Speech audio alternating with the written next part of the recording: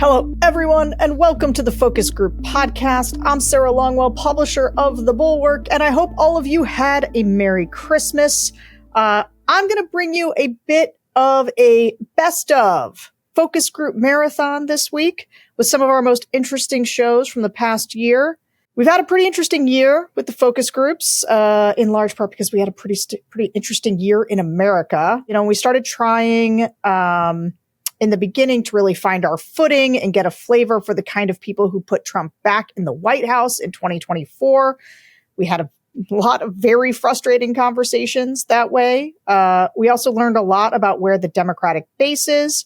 You might call it their Tea Party moment, certainly their fight back moment. And we're even seeing some fractures lately emerge in the GOP base. One of the shows we're bringing you will be about swing voters, one's about Democrats, and one is about that fracturing MAGA base. I think pundit accountability is pretty important, and I'd like for you to listen to some of what we said with the benefit of hindsight and to judge for yourself how well some of our analysis has aged. The first show I'm going to bring you is from this past April with Applebaum from The Atlantic. We called it Nothing is True and Everything is Possible. We heard from a bunch of swing voters in this episode who had, to put it bluntly, defended the Trump administration, sending people to El Salvador without due process. And she had a lot to tell us about how this moment in America compares to other countries when authoritarians are on the march. This is one of the more important conversations we had this year. I think you'll like it. Enjoy. Hello, everyone, and welcome to the Focus Group podcast. I'm Sarah Longwell, publisher of The Bulwark, and this week we're going to grapple with a central question often asked about Donald Trump. Is he an aspiring authoritarian to be feared, or simply a corrupt demagogue looking to cash in on the presidency? Or a petty, incompetent clown whose focus on retribution over the health of the economy will ultimately cause a terminal backlash to his movement? Or is he some combination of all of those things and more? Trump is closing in on the often politically significant milestone of his first 100 days in office. Those 100 days have been notable with the speed with which Trump has taken a wrecking ball to the government, the rule of law, and the economy. Congress has ceased to function as a meaningful check on the executive branch, and Trump is teetering on the brink of fully ignoring the rulings of the Supreme Court. So, where are we 100 days in? Is there still hope to preserve American liberal democracy in the face of these unprecedented attacks? Or are we sliding into authoritarianism? My guest today knows something about aspiring and full-blown autocrats. Anne Applebaum, staff writer at The Atlantic and author of Twilight of Democracy and Autocracy, Inc., The Dictators Who Want to Run the World. Anne, thanks for being here. Thanks for having me. Okay, so you're my favorite person to read when I'm trying to figure out, are we too freaked out? Like, are we, because people have been throwing the word authoritarianism around when it comes to Trump for a long time. And I don't know if that makes it harder for us to know when we're like really there. And maybe it's not even a point in time when we say, oh, now we're an authoritarian regime versus we used to be in a democracy. But maybe you could just lay out, because you study all these foreign authoritarians, where are we now in terms of our democratic slide? So there's always a timeline. Unless you have a coup d'etat and somebody, gets in a tank and drives down the street and, shoots up the presidential palace, which does happen, although less and less than it used to. Most of the time, democratic decline is a process rather than a moment.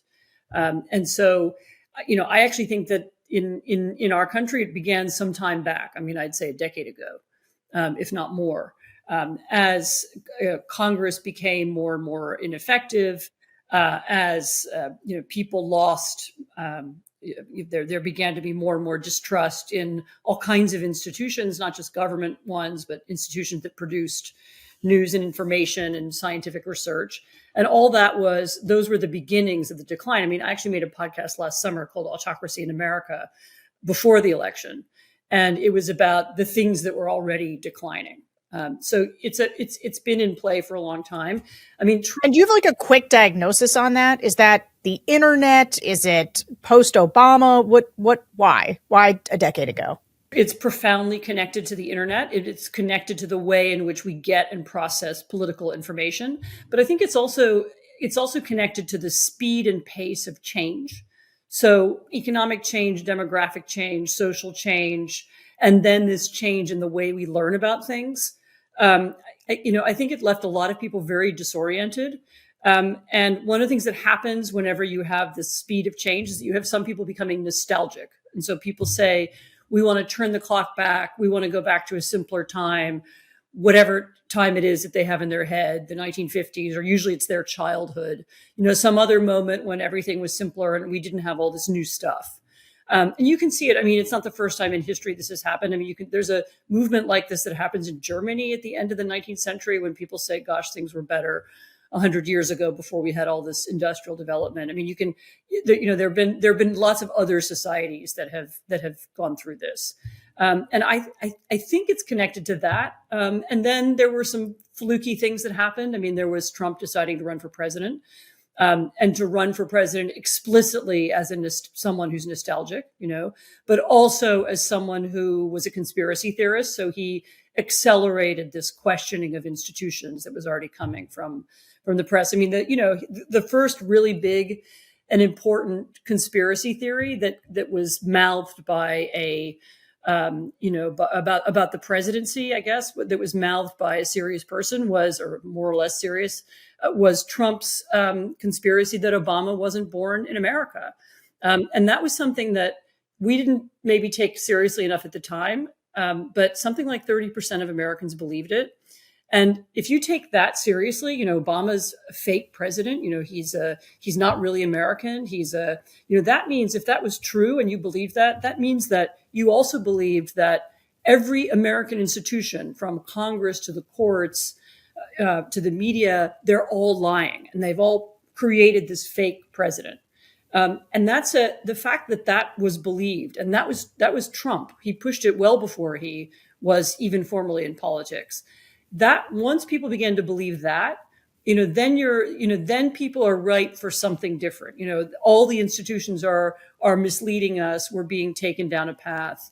And I think you can pinpoint that as a beginning. That goes back, 15 years. Yeah. And I know you listened to some of these focus groups, and we're going to hear sound and we'll go through that all. But was there anything that struck you about these voters? Because I will say one of the things just in listening to people all the time, when you say the word disoriented, that is a word that lands really true with voters, in that they oftentimes, maybe they feel strongly about things, but they also do a lot of, I'm not sure, I don't know what to believe, I saw this here, but I don't really know. Because you have this historical perspective, like you mentioned the fact that in Germany, this has happened before, just around the Industrial Revolution. And, you talk to people and they say, well, during the time the printing press was invented, people also felt disoriented. Does that make you feel better about things, that people eventually adjust to that disorientation and find their footing and go back to making reasonable, informed choices? Or when you were listening to people, did you think, man, we're doomed? I mean, the problem with the two examples that you just cited is that in both cases, people didn't go back to, agreeing with each other and behaving sensibly until there were these horrific wars, so. Sure. Yeah, right. We killed a lot of people first. So that's a great point. That's right. I mean, the printing press was invented. People began to argue about religion. What happened after that was, many decades of religious wars in Europe that are only ended when they come up with this great idea called religious tolerance, in the 17th and 18th centuries, and then it begins to subside. So, there was a lot of chaos that before people agreed not to be so angry at one another anymore. Yeah, I mean, I agree with the disorientation. I also find disturbing the way in which people only know a part or a piece of the story. I mean, they've heard something about the man whose name they might have heard, who was accidentally deported, but some people have heard that he's a gang member, and some people have heard that he was an illegal immigrant, and some people have heard one piece of the story, something about tattoos, but they don't seem to really know what happened. And the idea that someone was illegally sent out of the country and sent to a foreign camp where he's outside the jurisdiction of U.S. law, and that's just illegal, that doesn't seem clear to people. And of course, I know how you run the group. You're not giving people information. You're just asking them what they think. But I kept wondering, what happens if someone says, well, here's the truth, or here's what happened? What happens then? Do they say, well, I don't believe that? Or does the full story of the situation make them think differently? I just don't know. Yeah, well, let's get into that, because you're right.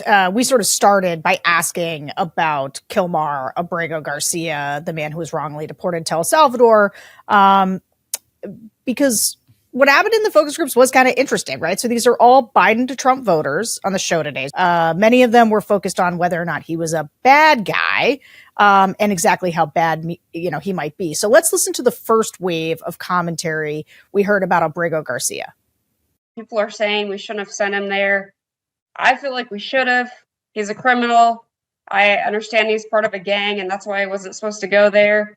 Whatever. I mean, if you're a criminal, I don't know what to tell you, but I'd rather him not be in America. So I don't understand what the big deal is about it. But at the end of the day, we don't really know what's going on. They tell us what they want us to hear. Is it the truth? Who knows? You watch like Fox News or you watch CNN. Everything on CNN, it's a father of three, married, all this different things, and it's like the perfect human being on earth. And you watch Fox News. I tend to watch both of them just to get two different perspectives on it. Then you hear Fox News with, he was a gang member, he hung out with gang members, he beat his wife, all these different things that are going on with this guy. So I have zero problems with him being shipped over back to El Salvador in that prison. And then with that senator from, Maryland, I think it is, where he's originally from, looks like a complete moron going over there and expecting Venezuela to open up the prison to let him talk to him and bring him home, which is ridiculous. So I think that's kind of funny. But it's just interesting how you see two different programs spinning it the way they want to spin it. And I'm getting to the point now where it has come out that he did beat his wife with the records that were shown. This was one of the things that turned me off on Democrats. Who's this guy, James Carver? That's like a political grandstander, James Carville. Yeah. Carville, yeah. So he's saying that this should be the Democrats' main focus. I mean, all the issues that we are going on in this country, and this should be your main focus. And it just makes me feel like it's production value. I've read reports. This guy was busted. It's called a coyote, something here in Arizona, where they bring people across the border and they get paid. I mean, this guy obviously has ties to these gangs, and this is your main concern. I don't think he should come back. Maybe they could look into it more, but this is not the main problem in America right now. Actually, he was not here legally. He had 2 orders of deportation that were entered by a judge, and then it was appealed and still had to leave. They had evidence that he's part of the MS-13 gang. The only thing that they couldn't do was send him back to El Salvador because he was afraid of being killed by a rival gang, right? So that tells you something right there. That if he's not in a gang, why would this other gang be a rival, right? That was the only thing that they did. And then even at that, once they determined that MS-13 was the terrorist group, then even that protection of not having to go to El Salvador kind of falls by the wayside. So there's a lot going on here with this showman. And yes, they're holding it up as a breach of due process when really it was not. He already got his turn in court by 2 different judges and was ruled that he needed to leave. So it is a distraction, another roadblock, another pitfall to try and trip things up and cast doubt on what's going on. Could things have been done better? Yes. Could they have been cleaner and not send him to El Salvador to make sure that they were totally clear on that and avoided this? Yes. But now it's turned out that his wife, who is an American citizen, still doesn't give him a right to be here. There are two things that have come out in the courts where she had filed domestic abuse against him over the past several years. So, this is not a good person. So first of all, let me just say, you heard people speaking who were people who had heard about this case. So there were plenty of people in the group who actually had not heard of this guy. They hadn't heard about Abrego Garcia. They weren't following it. But for the people who had, they were steeped in essentially what has become the talking points from Trump, the administration, and sort of the right-wing media ecosystem. Because you study authoritarian in other countries, I guess maybe talk about the way that the demagoguing of these outgroups or unpopular groups get used as a way to make people decide that, like, yeah, this is fine. Like, we don't have to abide by the rules that we used to abide by. When you hear the way that people talk about Abrego Garcia, how How do you think about it? So there are two things that strike me. I mean, one is the one that you've mentioned.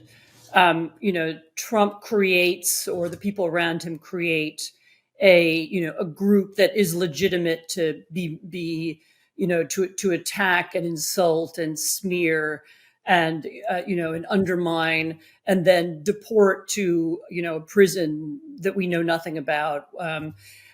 That's a tactic as old as humanity. I mean, you give people an outgroup to hate, or you give them a minority to dislike, or you give them an enemy, and it's a way of unifying your side. So then your side is unified by the knowledge that we are not them, and they are to be expelled from our midst, and they are not subject to our rules and our laws. Those are only for us. I mean, that's kind of a classic thing. I mean, I was also struck in one of those responses by people expressing that they hear conflicting views and they don't know what's true.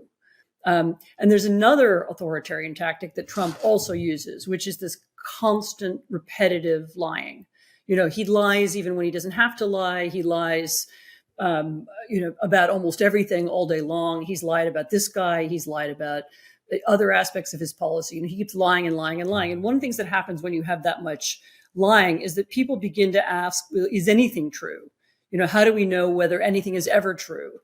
And that's something. This is an old Russian tactic. And if nothing is true and you can't know anything, then why should you be involved in politics at all? I mean, you're better off staying home, because it's all like a big fog out there, and nothing's true. Actually, there's a Hannah Arendt quote that was the title of a friend of mine's book, "Nothing is True and Everything is Possible." Nothing is true. You don't know what's real. Might as well stay home. And there's no such thing as an informed citizen or as somebody who's politically active if you can't know anything. And so what they have successfully done around this guy, and around so many other things, but this guy in particular, is undermine any sense of reality. So we're not even having a real conversation about it. And I think that comes out in those comments as well. There was always kind of a propaganda apparatus that would have these fights.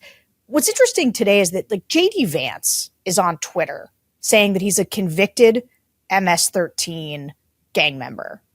That is a flat out lie. Now, we do not know everything about this guy. And I think the question of whether or not he's a good guy, because that was in their comments too, right? This idea of, well, they're trying to make him sound like he's a great father and he's a Maryland, but no, he's an illegal immigrant and he beats his wife and he's a MS-13 gang member. And I think that Van Hollen, who has been out there, after Senator Van Hollen, who went to El Salvador and met this guy, when he came back, he said, look, this isn't about him, really. This is about us. It's about our rules and whether or not we do these things the correct way. But I always feel sorry for the voters in a way that people get mad at me for, because they're like, you let these guys off the hook. And it's not that. When you have the vice president actively lying and saying that they're convicted gang members, and then you have an entire media ecosystem that runs with that. Every Fox News headline just calls him unequivocally an MS-13 gang member. When you have that, what are voters supposed to do? How are they supposed to figure out the truth? Because that line you said where someone was like, I don't know what's true, that is a feature of focus groups, of people who are trying to make sense of what you're asking them, but they just want to tell you, they don't really know. It's so hard to know. But that's deliberate. I mean, Vance and Trump and others around them have deliberately created a world in which people don't know what's true. And that is a tactic. That's not an accident. And they're not doing it, just because they, for momentary gain. I mean, it's a repetitive, long-term, permanent tactic. And it, as I said, it pollutes the public sphere. So eventually, people like that voter will say, well, I have no idea what's true. There's no way I can ever know, get me away from here. It's all dirty. Everyone's a crook, keep me away. And that is a tactic. It's not an accident. It's Vance lying like that is on purpose. The America I used to know, a vice president would feel shame about doing that. Like Trump does it. And it was sort of new when Trump did it, like the brazen lying. Yeah. And now it is a feature of Trump and his minions, right? You say if Trump says they're eating the dogs and cats, Vance says they're eating the dogs and cats in Springfield, even when there's no truth to it. So what are, in these other countries where you have these demagogues or these authoritarians who lie, they use social media to lie, they have their own sort of controlled media apparatuses that will repeat the lies. What are voters supposed to do? What do they do in that environment? Well, I mean, in a lot of those environments, I mean, in Russia, for example, what happens is that people become apathetic and they stay away, and they don't, not only do they not vote, I mean, not that voting matters who you vote for in Russia, but they stop reading the news, they check out, they leave. I mean, that's what the authoritarians want. That's the goal, get people to stay home. So the opposite, the thing that voters should do is make efforts to find out what's true and what's not. And I concede, I agree with you that it's very difficult now. People look for trusted sources. If the vice president's not one of them and Fox News isn't one of them, then what are they supposed to do? I mean, the answer is to try to understand what makes a good source. Is it a newspaper that fact checks? Is it somebody who has a background in the subject? Is it somebody whose record on telling the truth goes back a long way? Is it someone who, when they makes mistakes, correct them? I mean, there's a series of things you can do to ask whether the sources you're looking at are good. But, most people either don't have the time for that or they don't care enough about it, or they've checked out already. I mean, some large percentage of Americans don't get their news anymore from journalism. And by that, I mean any journalism, good journalism, bad journalism, Fox News or CNN. They just don't read any journalism. They get their information from, vibes and entertainment shows. And, they watch weightlifting shows and the podcast guide that says something about Trump or Biden or Vance or whatever. So a lot of people just don't get any information. And if you want to be a responsible citizen, you need to be informed. And I don't have a better solution than that. I mean, the reason why authoritarians do this, why do they lie? Why do they create their own media? Why do they try to destroy independent media? Why do they all do it? Why do they do it? They do it because it works. If you can get a sufficient number of people living in an alternate reality where the only things that are true are the things that Trump says, then they win. Trump, you started this program by asking, what is Trumpism? Is it just corruption? Is it authoritarian? And, these are often the same thing. I mean, you can be corrupt if you live in a political system where no one holds you to account because there is no media and there are no government ethics offices and the courts, aren't able to hold you to account. And then you can steal a lot of money. I mean, there's an absolutely 100% compatibility between corruption and authoritarianism. So that's so the reason to do that is both to stay in power and to be able to steal down the road. Obviously, I think it's a mixture of all three of the things that I was listing. Sort of, we're sliding into autocracy and kleptocracy, and those things can exist together. And also, he's an incompetent. He can also be an incompetent clown who makes things so bad that maybe people don't want him there, but it may be too late at that point. He may have consolidated so much power. But here's the thing: you mentioned the court, and so one of the things, and it is to this point of trusted messengers. All right, so you think, okay, well, won't these Trump voters respect, like if you tell them that the Supreme Court just ruled 9-0 against Trump on the Abrego Garcia case, will they take that as valid? And let's listen to what they said. I don't even understand why they are intervening with this. Honestly, it doesn't make any sense to me. I don't even know why we're wasting money on this stuff. I mean, we're spending a fortune on all of this. And it's the guy's a criminal. What do you want? So I don't understand why they're trying to intervene with all of this stuff or why they're even involved, honestly. I think the reason we have these branches for checks and balances just to make sure one person doesn't take advantage of their authority. And I think the way that Trump expects everyone to follow the law, and he's doing this stuff so that he can help decrease the amount of people who might be doing things illegally, but he can't maybe kind of go against that himself and not take into account the Supreme Court's say. Like, he is enforcing all these things, trying to get people on track and to follow it, but that also goes for him as well. And I don't think that he should be taking advantage of that just to kind of get what he wants, even if it is for a good purpose. No, it is a little bit disturbing, like the lack of administration respect for the court system or the Supreme Court. So, I mean, there's a reason that we have these like checks and balance system. And if we don't listen to the courts, I think it just sets a bad precedent. And yes, this time it was not a great person, but they scooped him up because they saw his tattoo. I mean, there could be somebody who used to be a gang member and is now changed their lives and come here legally, and can we scoop them up and send them away just because they have this tattoo? There needs to be more of a better process for this. I think it's a little bit scary that it happened. In this country, the Supreme Court has the highest say, so to just ignore that, I think sets a bad precedent.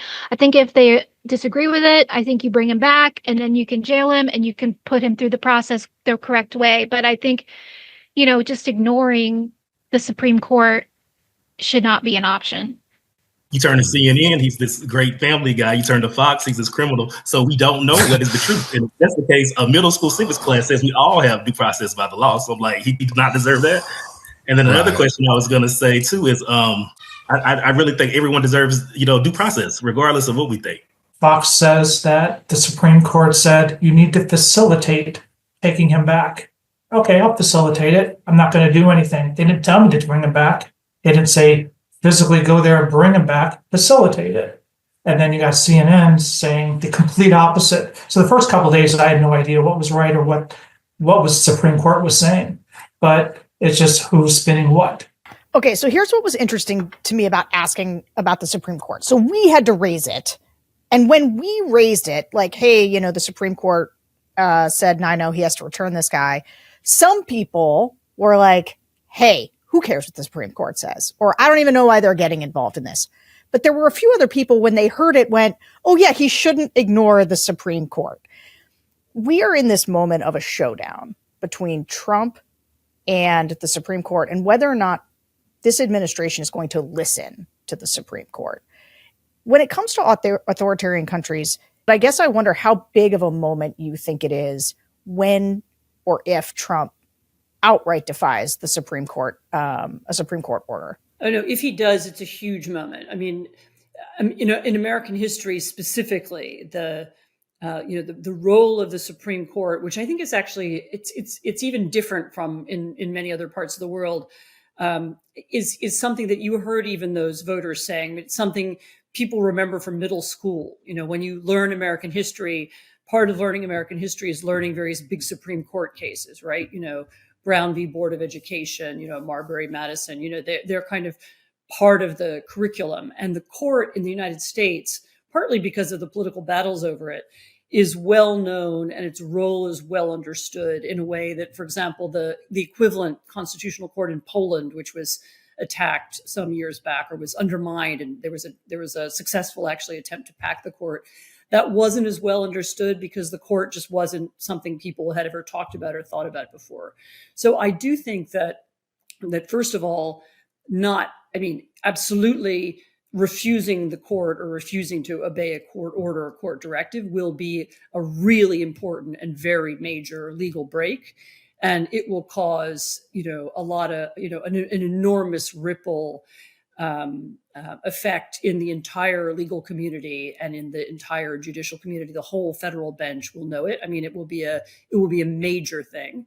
I also think it is something that Americans will understand. Maybe not every single American will, a lot of them have checked out or don't care or so on, but that will be a thing that makes sense to them. That this is the court is supposed to have the last word, and how, and the president has always done what the court says. How come he's not doing it this time? So I think that would be a really important break. It seems to me that it's one of the reasons why Trump himself, you correct me if I'm wrong, but he does undermine courts and he insults judges and so on. But he also has said a couple of times, I'll always do what the Supreme Court says. He's gone out of his way because I think he may, instinctively understand that an open and outward break with the court would be a crisis for his administration and for how he's perceived. And I think that's also why they were playing this game with the word facilitate, because they were just saying that we're going to interpret it in a way that it doesn't mean what the judge meant it to mean, because that's one way of getting around it. But they didn't want to say outright, we're not going to obey it.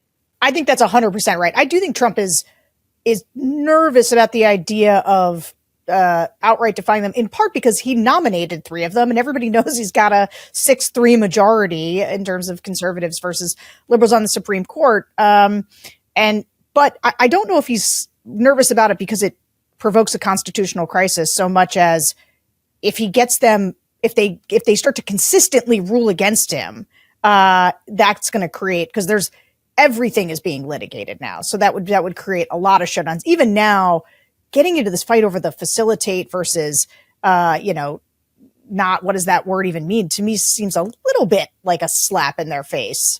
They gave him a 7-2 ruling on the Venezuelans too. And so he is now in a moment where he's going to have to decide whether he's going to abide by the Supreme Court or not. But anyway, you brought up, just because you brought up, he's waging war against the law in general. We did ask these voters about sort of the punishment tour that Trump has been exacting on the law firms, like the executive orders against the law firms who are connected specifically to his political enemies, right? He went and he signed orders pulling security clearances, limiting these lawyers' contacts with the government, and generally threatening their ability to do business. Some of the law firms are fighting these orders in court, but others immediately gave in and agreed to do a bunch of pro bono work on behalf of Trump and to make other concessions to him in exchange for Trump repealing the orders. So we asked about this, and what was interesting is most of them had not heard about the attacks on the law firms. So let's listen to what people said who had heard about it. Well, I think it's being overblown because, when you think of everything that was done during the Biden administration to, I won't say innocent people because I don't think any of them are innocent people. But, oh my gosh, if I were Trump in the administration, I wouldn't want those people in or around or doing anything. I wouldn't want their hands in anything.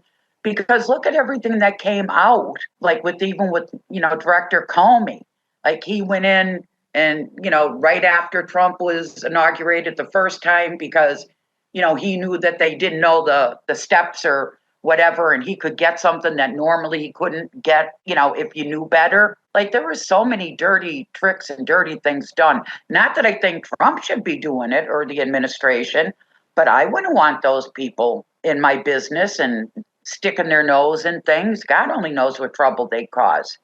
This is news to me too, so still processing here, I would say, but I think executive orders, it's just like a cheat code in general, just to get whatever you want. So it's interesting how they're utilized between administrations. Trump was getting back at the people that were going after him. I can't remember exactly why those law firms were going against him, but everyone's spinning it that he's taking revenge on those law firms. That's all I really heard. I forgot the specific of why he was going after them. If he thought he was mistreated, and even the way he was treated on his first term, he deserves some of it. And then the second term, the stuff that he's doing, I think they're kind of doing a lot of stuff to fight against him on everything. And I think him doing that is a way of maybe trying to correct the system so they don't go after people in the future. Now I know what you're talking about. And I think in total, there's like maybe 5 that have agreed to do $125 million pro bono to kind of like keep them from losing out on contracts and their ability to work. Like William said, it is good to get your payback, but he's the president of the United States. He really come on, man. You proved your point. You didn't get sued. It's nice to get your lick back, but like when you're like in charge of the whole country, and I know he was saying that he was going to come after these people. I think that once he won the presidency, he proved his point. So in my opinion, I think it's just kind of like I said, I'm hoping the Kuth level stays, but it might drop back. when the Biden administration took Trump's own clearance away shortly after he took over. I think that opened the door to a lot of ugly things, right? And I think that it was downhill, and that in and of itself isn't enough to try and just counteract and do the same thing on the other side. However, with all of the lawfare and everything that happened subsequent to that, I think there is. I am personally of a mind where now it's like, if you're going to do this stuff, then it's going to come back and bite you again. I wasn't as entrenched in this as I was the guy that got deported. But what he just said is perfect. Like, and I know these guys did a lot of unethical things during the Biden administration. So, I mean, I can understand, taking their security clearance, especially if they're not, doing work for the government right now anyways. So you were talking before about the kind of apathy that runs through people, or the way that sort of the authoritarianism can be built on that apathy. So, for example, right, yeah, sure, Russia's bad, but, Ukraine's not that great either.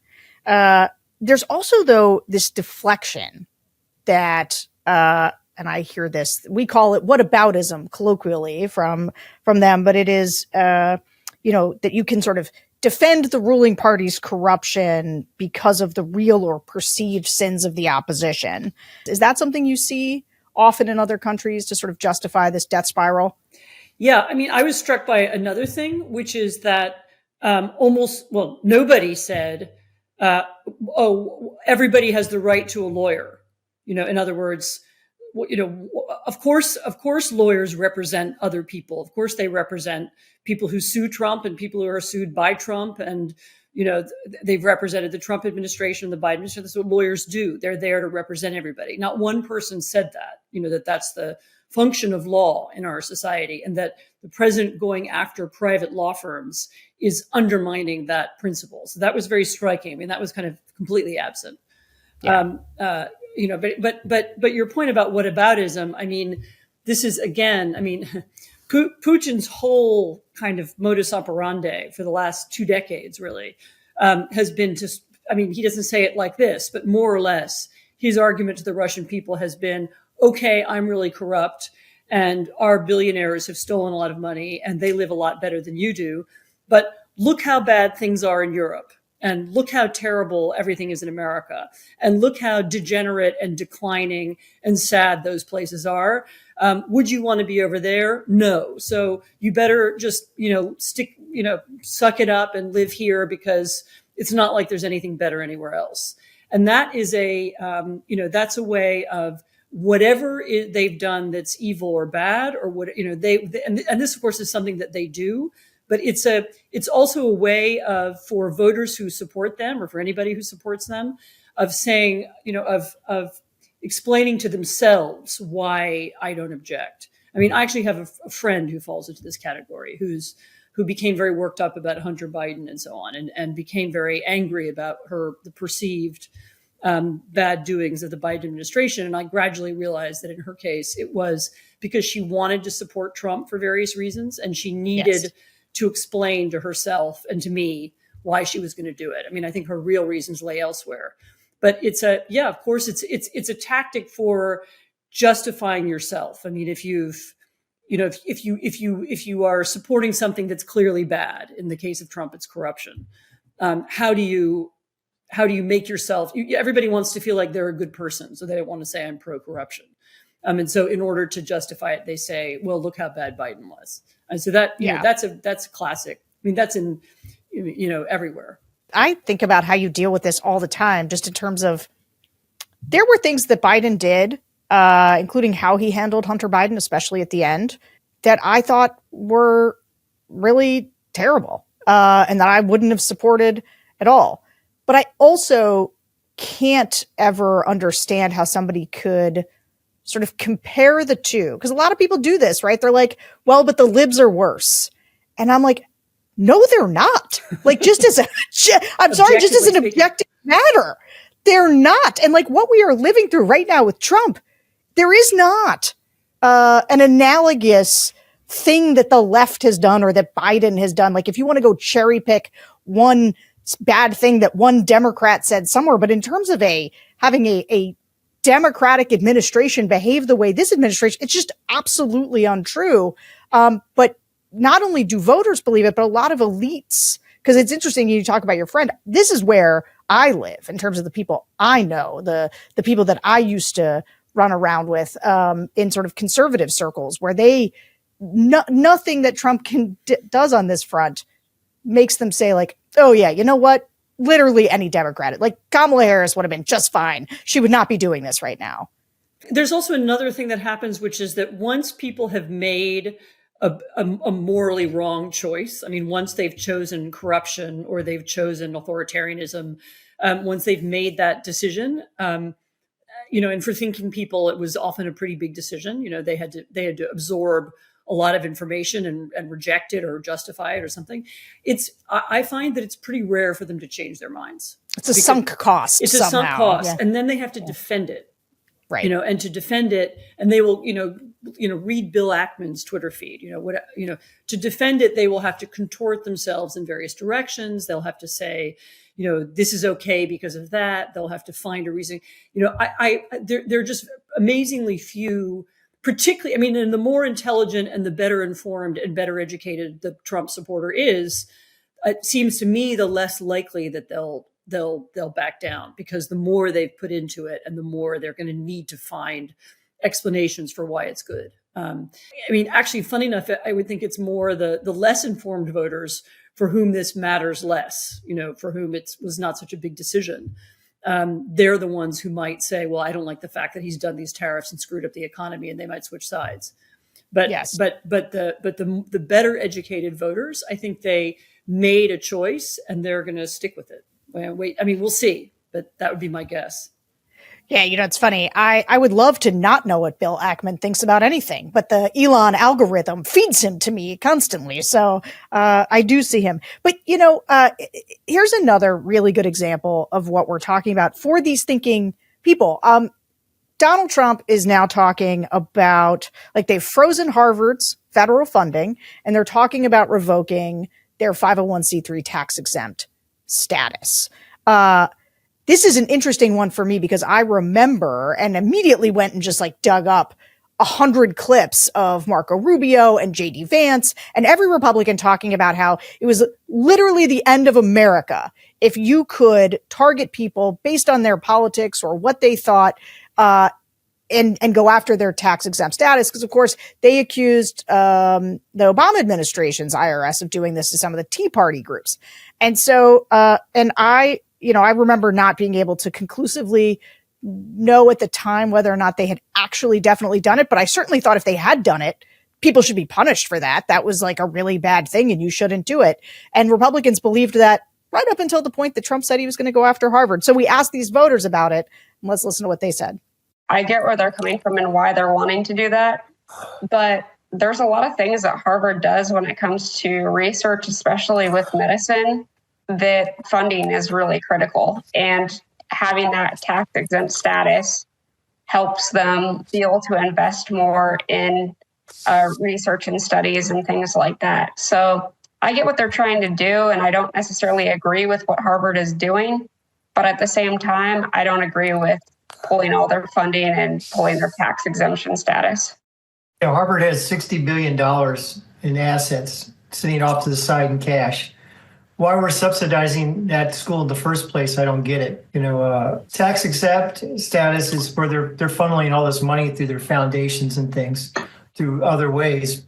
I don't think they need the money. I think they're, here we are paying off people's tuitions, and then we're giving the colleges money. I mean, where does it all end? I mean, there are for-profit companies, they should be paying taxes.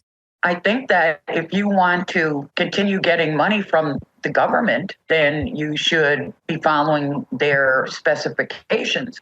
If you don't want to, that's great. Don't take the money. Go off on your own. That's my way of thinking, whether it's Harvard, Columbia, whether it's a state, no matter who it is. I think everyone should be treated fairly, and I think the administration and the staff at any college should certainly not be promoting ill will against any ethnic group, period, any nationality.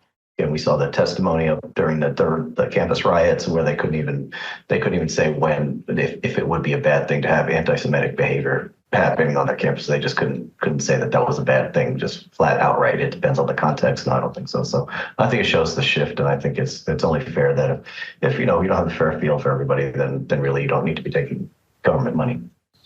The amount of money some of these universities are getting from the government is insane and seems, ridiculous with, the amount of money they're charging tuition, whatnot. But as far as auditing the viewpoints, I'm kind of torn on this because I do see where, especially with the protests that have been going on recently, there's a lot of Jewish students who are even afraid to be on campus. And some of these and a lot of universities tend to be more liberal. Like Julie said, it's like that's the environment a lot of time in higher education. But alternatively, I do think, we have free speech. We have the right to feel how, we feel and make up our own minds. So auditing to make sure that there's people that, have a diverse, I don't know, when we have a government who's saying DEI is not right and fair and we can't hire whatever certain people because of their, their gender or their sex or whatever, but then we have to audit and make sure you have a viewpoint variation seems a little backwards to me. I think it comes from the viewpoint being tilted too far in one direction and not in the other. I think that what we tend to overlook how the shift has happened. I think it's almost 70% of all university faculty say that they lean liberal, with the 30% being only in STEM, where all the other disciplines are on the other side. I think that the fact is that when we talk about diversity, equity, and inclusion, we tend to not apply that to different thoughts.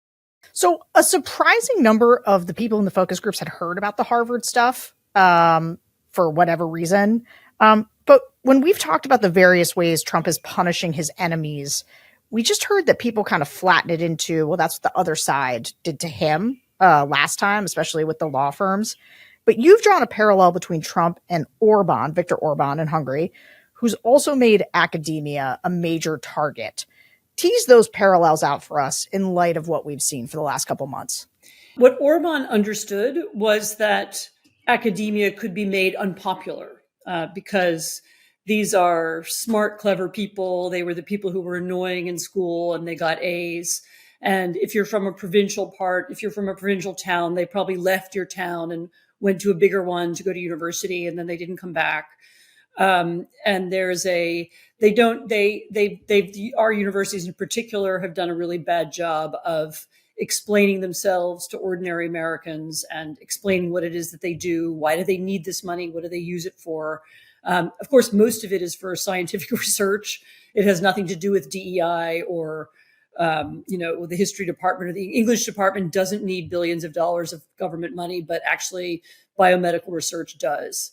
And they've done a poor job of excelling that and explaining it. I hope they have worked out now that that's something that they need to do. But as I said, going back to Orban, he understood that they were a useful target and that they were, that when because what authoritarians do is they look at each issue and they say, if we want to divide people, we want to polarize them, but we want to polarize them in such a way that the majority are on our side.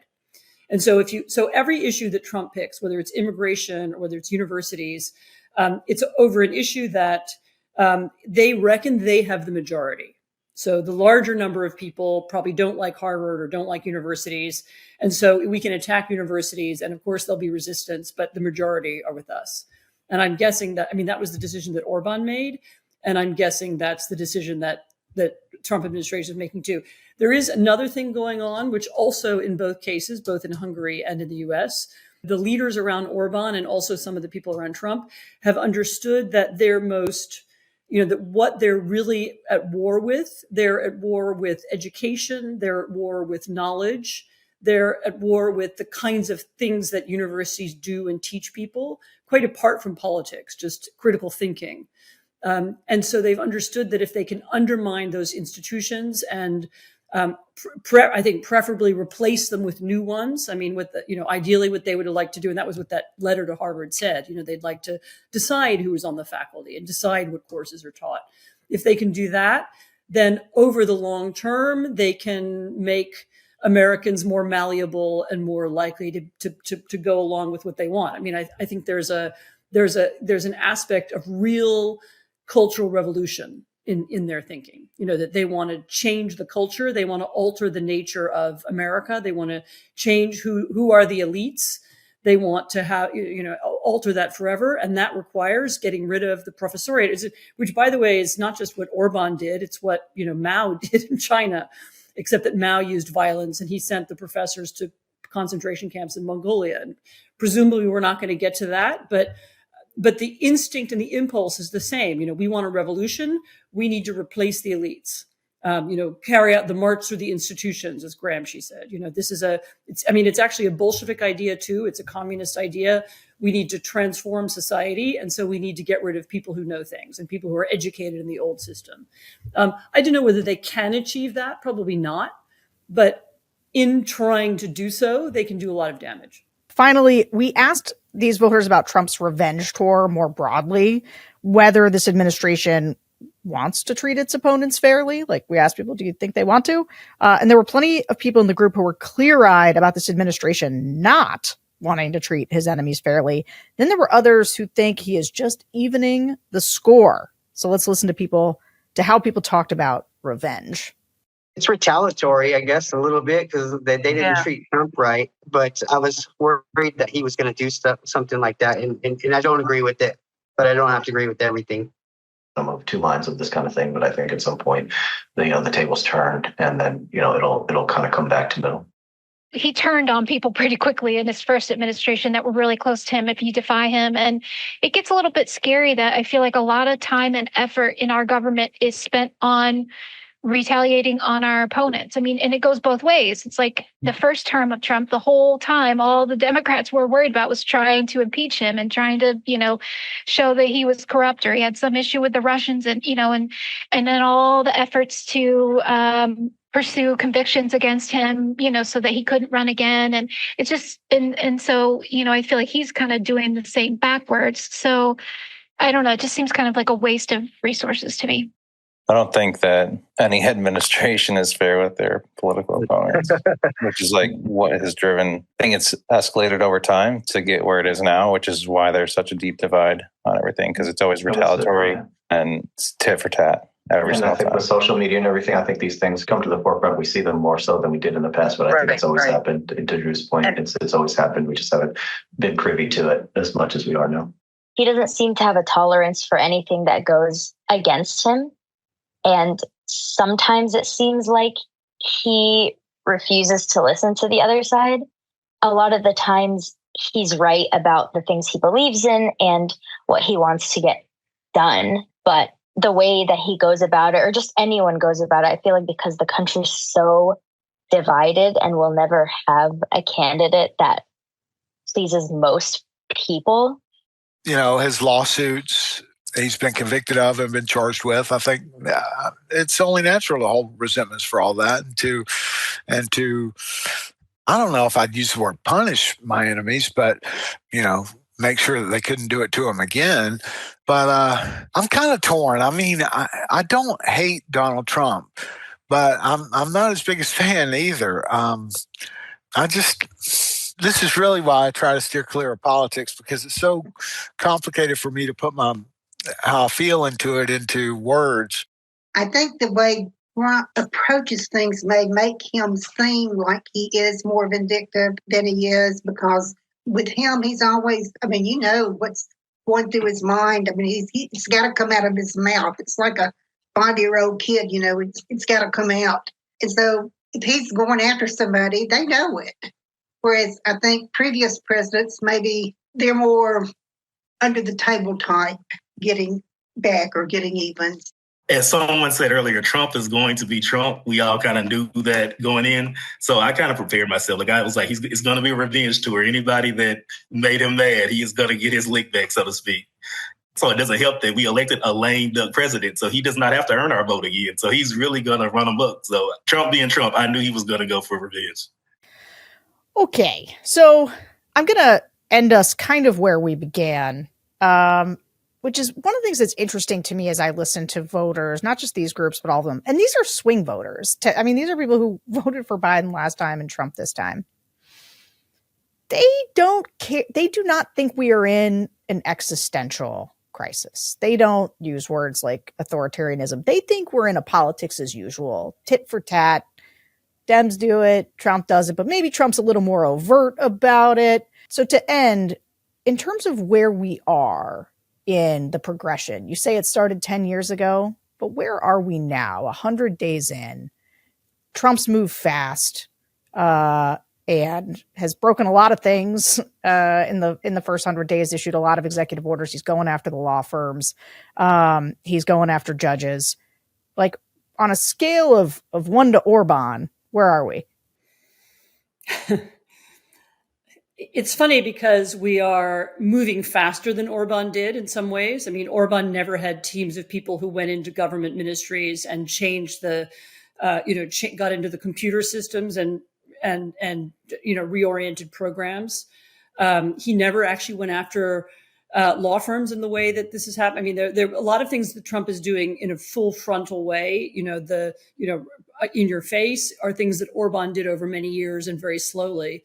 But I think your point that people don't recognize it because they're already used to this level of political chaos, and they're already used to the way that Trump talks, and they're already used to the lying and the fact that they don't know anything. I mean, I think that puts us pretty far along. I mean, I don't know what number we are, 6, 7. I mean, but the fact that people are already prepared to accept stuff that would have shocked them a decade ago, because of everything that's happened over the last, in the last several years, I think that's already an authoritarian sign. I think that is both true, and it remains difficult to absorb. But man, having done focus groups now for a lot of years straight, I have watched people normalize this. People who would have, and I'll tell you, sometimes we get repeat people. And there was one in this group who we saw way back during, before the last election. And you watch people change. You watch people get used to it. You watch them become accustomed to it. And they are not as shocked now as they were back in 2017, 2018, when I was talking to them about what was going on. All right. Ann Applebaum, thank you so much for joining us. And thanks to all of you for listening to the Focus Group podcast. We'll be back next week. But in the meantime, remember to rate and review us on Apple Podcasts, subscribe to The Bulwark on YouTube, and become a Bulwark Plus member at thebulwark.com. And we will see you next week. Bye. All right. Now I'm going to bring you my conversation with Heather Cox Richardson. This show was a real fan favorite. We did this one back in June around the time of the first No Kings protest. So we talked to Democrats who'd gone to those protests. It was also our last show before we went on a bit of a summer hiatus. So I wanted to play some of the voices of dejected Democrats, which I've been listening to all year. That is how Democrats have sounded until sort of just recently. And Heather had a lot to say about how the American experiment can endure from here, even if it sometimes feels like it won't. And I think this conversation really bucked a lot of people up. And I think you're going to enjoy re-listening to it now. This show is sponsored by OneSkin. If you're like me, your skin needs a little extra care this time of year. Between colder weather and the rush of the holidays, it is easy for your skin to feel dry, dull, or stressed. I know I get that itchy, dry skin feeling. And that's why I've been sticking with OneSkin. You know how much I love OS1 Face, and it's been so great to have my daily routine continue to deliver the powerful skincare and longevity benefits that I cannot live without during this busy season. At the core is their patented OS1 peptide, the first ingredient proven to target senescent cells, the root cause of wrinkles, crepiness, and loss of elasticity, all key signs of skin aging. And these results have now been validated in 5 different clinical studies. OneSkin also just launched their limited edition holiday sets, including the Nightly Rewind gift set, which adds the perfect touch of luxury to your gift list.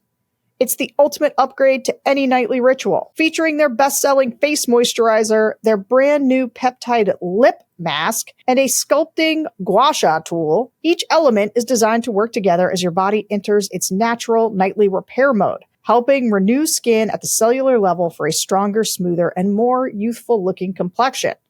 For a limited time, try OneSkin for 15% off using code THEFOCUSGROUP at oneskin.co/thefocusgroup. Don't forget the. After you purchase, they'll ask you where you heard about them. Please support our show and tell them that we sent you. Hello, everyone, and welcome to the Focus Group podcast. I'm Sarah Longwell, publisher of The Bulwark. And this week, we're asking ourselves, How is America going to get out of this mess? In the last couple of weeks, we've seen political assassinations in Minnesota, Donald Trump sending the Marines into American streets, and ICE roughing up elected Democrats. We've also seen American voters peacefully fighting back with some of the biggest protests in American history. If you're a listener of this show and believe, as I do, that American democracy is, facing a tough time, you're going to have a lot in common with the voters we hear from today. They're not 100% sure this experiment we call America is going to endure. This is our last show for the summer. We'll be back after Labor Day. So I want to leave everyone with a bit of a pep talk. Because while America is imperiled right now, it is not the first time our experiment in freedom and self-government has looked like it might be ending. And I've got a great co-pep talker. Heather Cox Richardson, history professor at Boston College and author of the Substack Letters from an American, which I love. Heather, thanks for being here. Oh, it's going to be such fun. It is going to be such fun because I am a huge admirer of yours. And I believe I have found for myself, and I talk about this with JVL sometimes, that when I feel really down, some of our worst moments in American history have become a real sense of optimism for me. Like it's a place where I go to say, okay, how did they get through that? And look at the things that changed and look how it allowed us to move forward in certain ways. And so I feel like history can be a place. And I think it's maybe one of the reasons, besides the fact that you are both a prolific and dedicated writer, but I think you bringing history to bear in your writing is one of the reasons you've exploded in popularity, is people are just tell me we've been here before and we've gotten through it. What do you think? I think that's right. But I also think one of the things about history is it helps to remind us that, we're all just ordinary people trying to muddle through and trying to do the right thing. Not maybe all of us, some of us are trying to do the wrong thing, but when enough of us who are trying to do the right thing get together and, we make mistakes and we do things stupidly and, it's never a straight line. But when we work together, we generally manage to create a better country. And that, I always say to people, nobody wakes up in the morning and puts their feet in the ground and says, today I'm going to be a hero. They wake up and they say, oh, I'm exhausted. I got to get to work. And, but somewhere along the line, they do the next right thing. And if enough people do the next right thing, they change the worworld. This is the kind of optimism that I feel like is going to fortify people when they're finding it difficult to live without this show on Saturday mornings for a few weeks. So I'm going to set this up because you said back in the summer of 2020, so going back a long time ago, that you were irritated by the raft of internet comments that said, the sky has fallen and we're all doomed.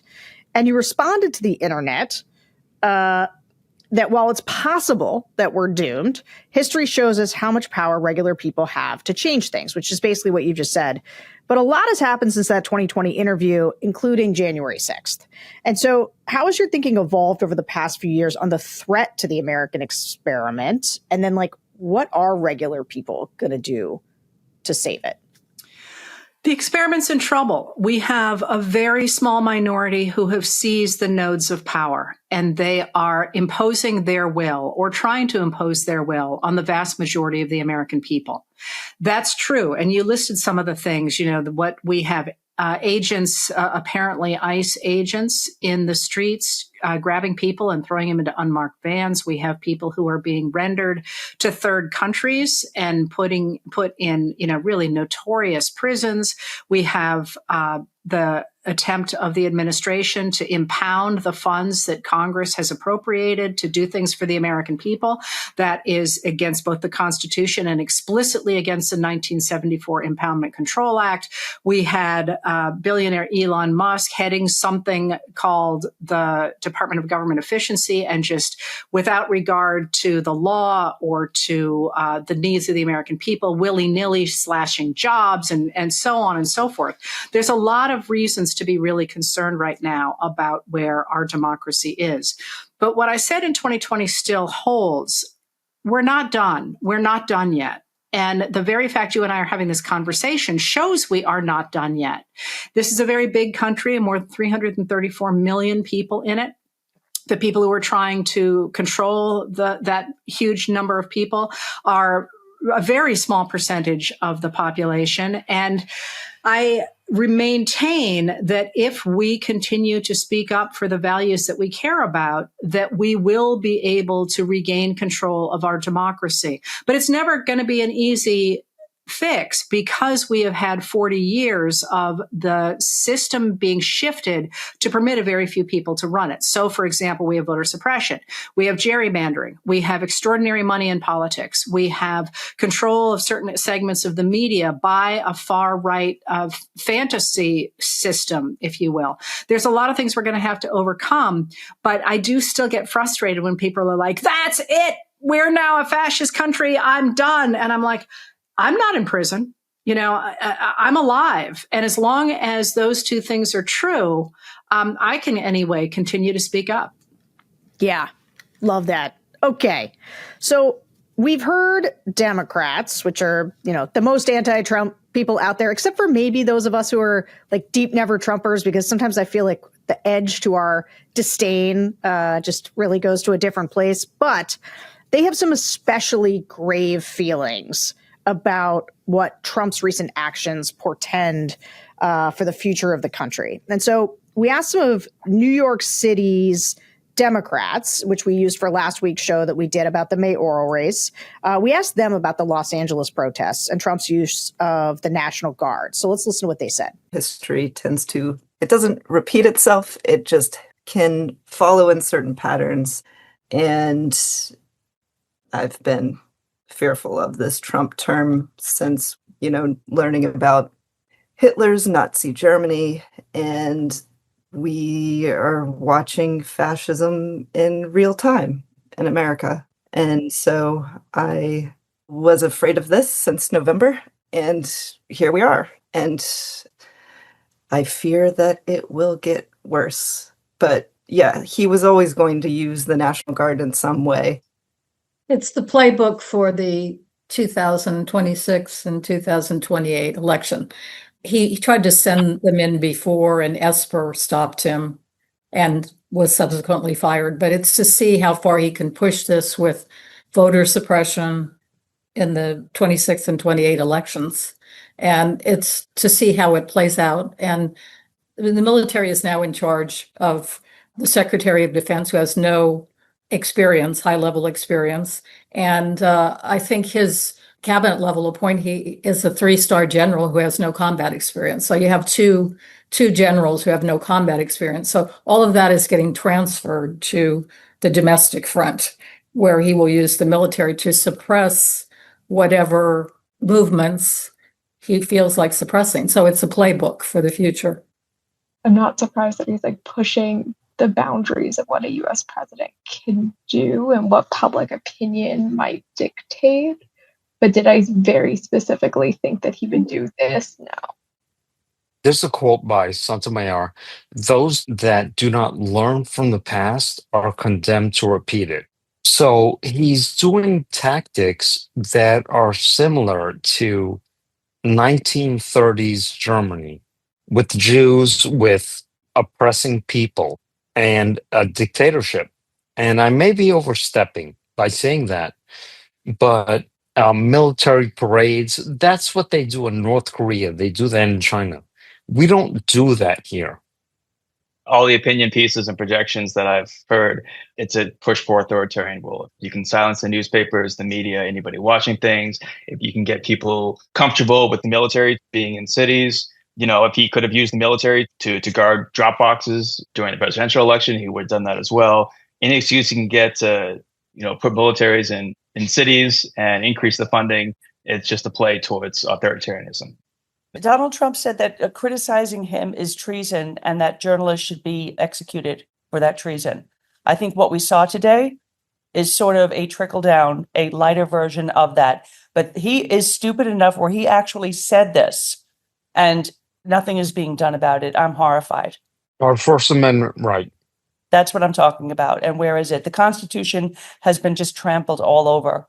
And what's happening in California, when you look back on January 6th and what happened there, how dare you put in a military presence?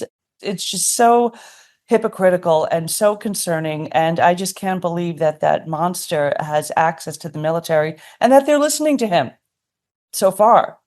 He is following Hitler's playbook. I'm not saying he's sending millions of people to the gas chamber. I didn't say that. But he is following his playbook. He's charismatic. He's reeling people in. And he's swift, concentrated, and offensive. And remember, everybody loved Hitler the first year or two. Okay. So I would say that is not... it's not unusual for Democrats to invoke Hitler, to talk in, to use the word fascism, to sort of talk in these pretty intense terms when they're talking about Donald Trump. And you've mentioned before that being a historian gives you a different perspective on news of the day, that some of the stuff people go nuts about isn't really going to matter decades from now. And some relatively under-discussed things will end up in the history books and will really matter. So what about the current moment do you think people are overreacting or underreacting to? And then I guess I'm interested in, when you hear voters talk like that, do you think, are they right to sort of feel that alarmed, like early 1930s? Because I'll say that is a really consistent theme from Democratic voters. I don't think they're wrong. He is absolutely following a playbook, whether he is doing so by literally following the playbook, which we know about thanks to studies that were done after World War II into characters like Mussolini and Hitler, is unclear to me. They are also the same patterns that one uses to gather a crowd if you are a budding authoritarian. And, there's a bunch of people who study this. Hannah Arendt is the one who really everybody focuses on most, or studies on totalitarianism. But Eric Hoffer does the American version of that in 1951 with his True Believers. And if you don't even want to go that far, certainly we've got George Orwell from England, and even J.K. Rowling's Harry Potter books are, sort of demonstrate how somebody like Voldemort can get a lot of people to gather around him. So it may simply be that Trump is acting instinctually because he has always been a salesman and he has always sold Donald Trump, or it may be that he actually knows what he's doing. In a way, that's immaterial. But here's the place where I would differ from them, and that is that while he is absolutely following a playbook, he's absolutely being called out for following that playbook. And people are saying, hey, look, we see what you're doing. And it's appalling. People are trying to protect their neighbors now against the Immigration and Customs Enforcement agents, the ICE agents. And they're calling this out and saying this is not the kind of country we want to have. So I don't think they're wrong at all. My criticism or complaint with looking at the world only that way is that while that is 100% true, there is still room to say that is not what we want in this moment. And you asked about what we are paying too little and too much attention to. One of the things that I think we are not paying enough attention to are the huge numbers of people who are resisting the American drift toward authoritarianism or toward fascism. They are actually slightly different. I'm sort of in the camp that we're headed toward authoritarianism. There is enormous pushback at the local level against the takeover of school boards, for example, and the overturning of book bans and the many different smaller local ways in which the right wing has managed to commandeer communities. But then there are also big national movements, both of organizations who organize over social media, for example, and who have been instrumental in turning people out to learn about issues and then to vote. That looks to me very much like the populists of the 1890s. And then there is also, or are also within that, real movements to push back against the extremes of this administration and to force it to moderate, as it has on occasion. Again, that's not a solution in the end. We're not done, but we're not talking about a lot of those things. Like, for example, before the 2024 election, I was on social media and somebody wrote that they had been on a call that had 4,300 people on it. And somebody else wrote and said, well, I was on a call that had 23,000 people on it. And they said, yeah, pictures, or it didn't happen. But the thing is, I was on that other call. I knew it had happened. And I thought, you're just not paying attention to all of these grassroots movements that are out there because they're kind of flying under the radar screen. And again, as a historian looking back, we know this is exactly how the far right got started after the 1964 election. But Goldwater's people simply started organizing at the the local level and organizing in small groups outside of the public eye. So I don't think people are paying enough attention to that. But the other real thing that I am every day astonished by and feel like we should be calling out far more fully are the real divisions in the Republican Party, their inability to get anything through Congress, their apparent inability to even do their freaking jobs. It would be lovely to see a budget from any of the departments at this point for 2026, and a real reaction to the fact that the Senate Republicans could stop Donald Trump anytime they chose, and they are choosing not to do so. And when I think about this moment, that abdication, both of responsibility and power, is really the story of this moment. Oh boy, are you singing my song? Doesn't agree. it just, you know? Well, actually, since, okay, so this is something I think about a lot. And I guess I'll just pose it to you now at the risk of blowing up my itinerary here that we're going through, which is the founders were pretty clear about ambition counteracting ambition as the way of setting up this government. And for the first time, I've really had to grapple with the fact is like, what if one of the branches just stops being ambitious, right? Like doesn't care about their own power, relinquishes that power to the executive. And the judiciary also, in terms of the Supreme Court, where not all of them, and they have been reining him in. And I actually think they bristle at the way Donald Trump is constantly sort of arguing in court, this is out of your domain, like this isn't for you to decide. But like, so I wouldn't say he has control of the Supreme Court, but he has a pretty friendly Supreme Court, and then a total abdication of responsibility on the congressional side. And like, that's not how the balance of power is supposed to work. That is not the checks and balances. And so I guess, is there another moment in history in which the tension that existed or was meant to exist, where the system was constructed for the ambition to counteract ambition, where that collapsed the way that it is right now? Not the way that it is right now, but the problem was that the framers did not believe in political parties. They did not think we would have political parties. They thought that we would break into that the people who were trying to write the laws for the United States would break into smaller groups, and it would be kind of like, a faculty meeting where everybody agrees on, you get two kinds of divisions on one issue, but a completely different set of divisions on another issue. And when we got the rise of factionalism or of partisanship in the, as early as, before 1800, people began to recognize that you could amass power through partisanship. And so it's not, I think, that the Senate has given up a desire for power. I mean, you look at somebody like Mitch McConnell, it seems to be all that ever drove him. But the way to get that power is through supporting the party. And so they have begun to put they have been putting party over country for a long time now. I think back just to 1974 when the Republicans, led by Barry Goldwater of all people, went to the White House and said, dude, we're going to vote to convict you. You got to resign. And that's how we got Nixon to resign. But there are moments in our history when the system not really breaks down, but power doesn't necessarily have a natural home. Power is its own thing, and different people can pick up power in different ways. And there have been times in our past when the power structure that the framers wrote into the Constitution is not, in fact, what's reflected in the government. And you see that really dramatically in the 1920s, when the Republican Party had been essentially spending the years since Woodrow Wilson is elected in 1912, he takes office in 1913, and they have essentially spent all their time standing against Woodrow Wilson and anything that Woodrow Wilson was going to do. So then in 1920, Harding wins in a landslide. It's a landslide election.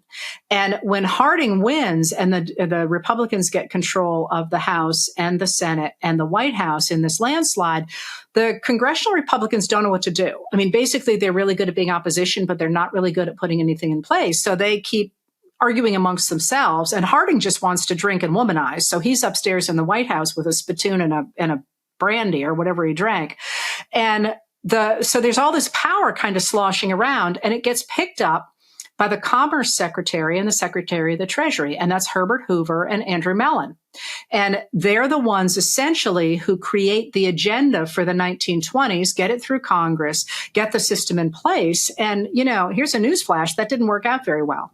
So one of the things to think about in this moment is there is a lot of power in Washington, D.C., but it's not clear to me who has control over it. Clearly, Elon Musk had a lot of power for a while. That seems to be waning. I think Stephen Miller has a lot of power. I think Russell Vought has a lot of power. It's not clear to me how those different relationships are going to play out because, you know, Trump is mentally losing it and he can command MAGA, but I don't think J.D. Vance is going to be able to come to command MAGA.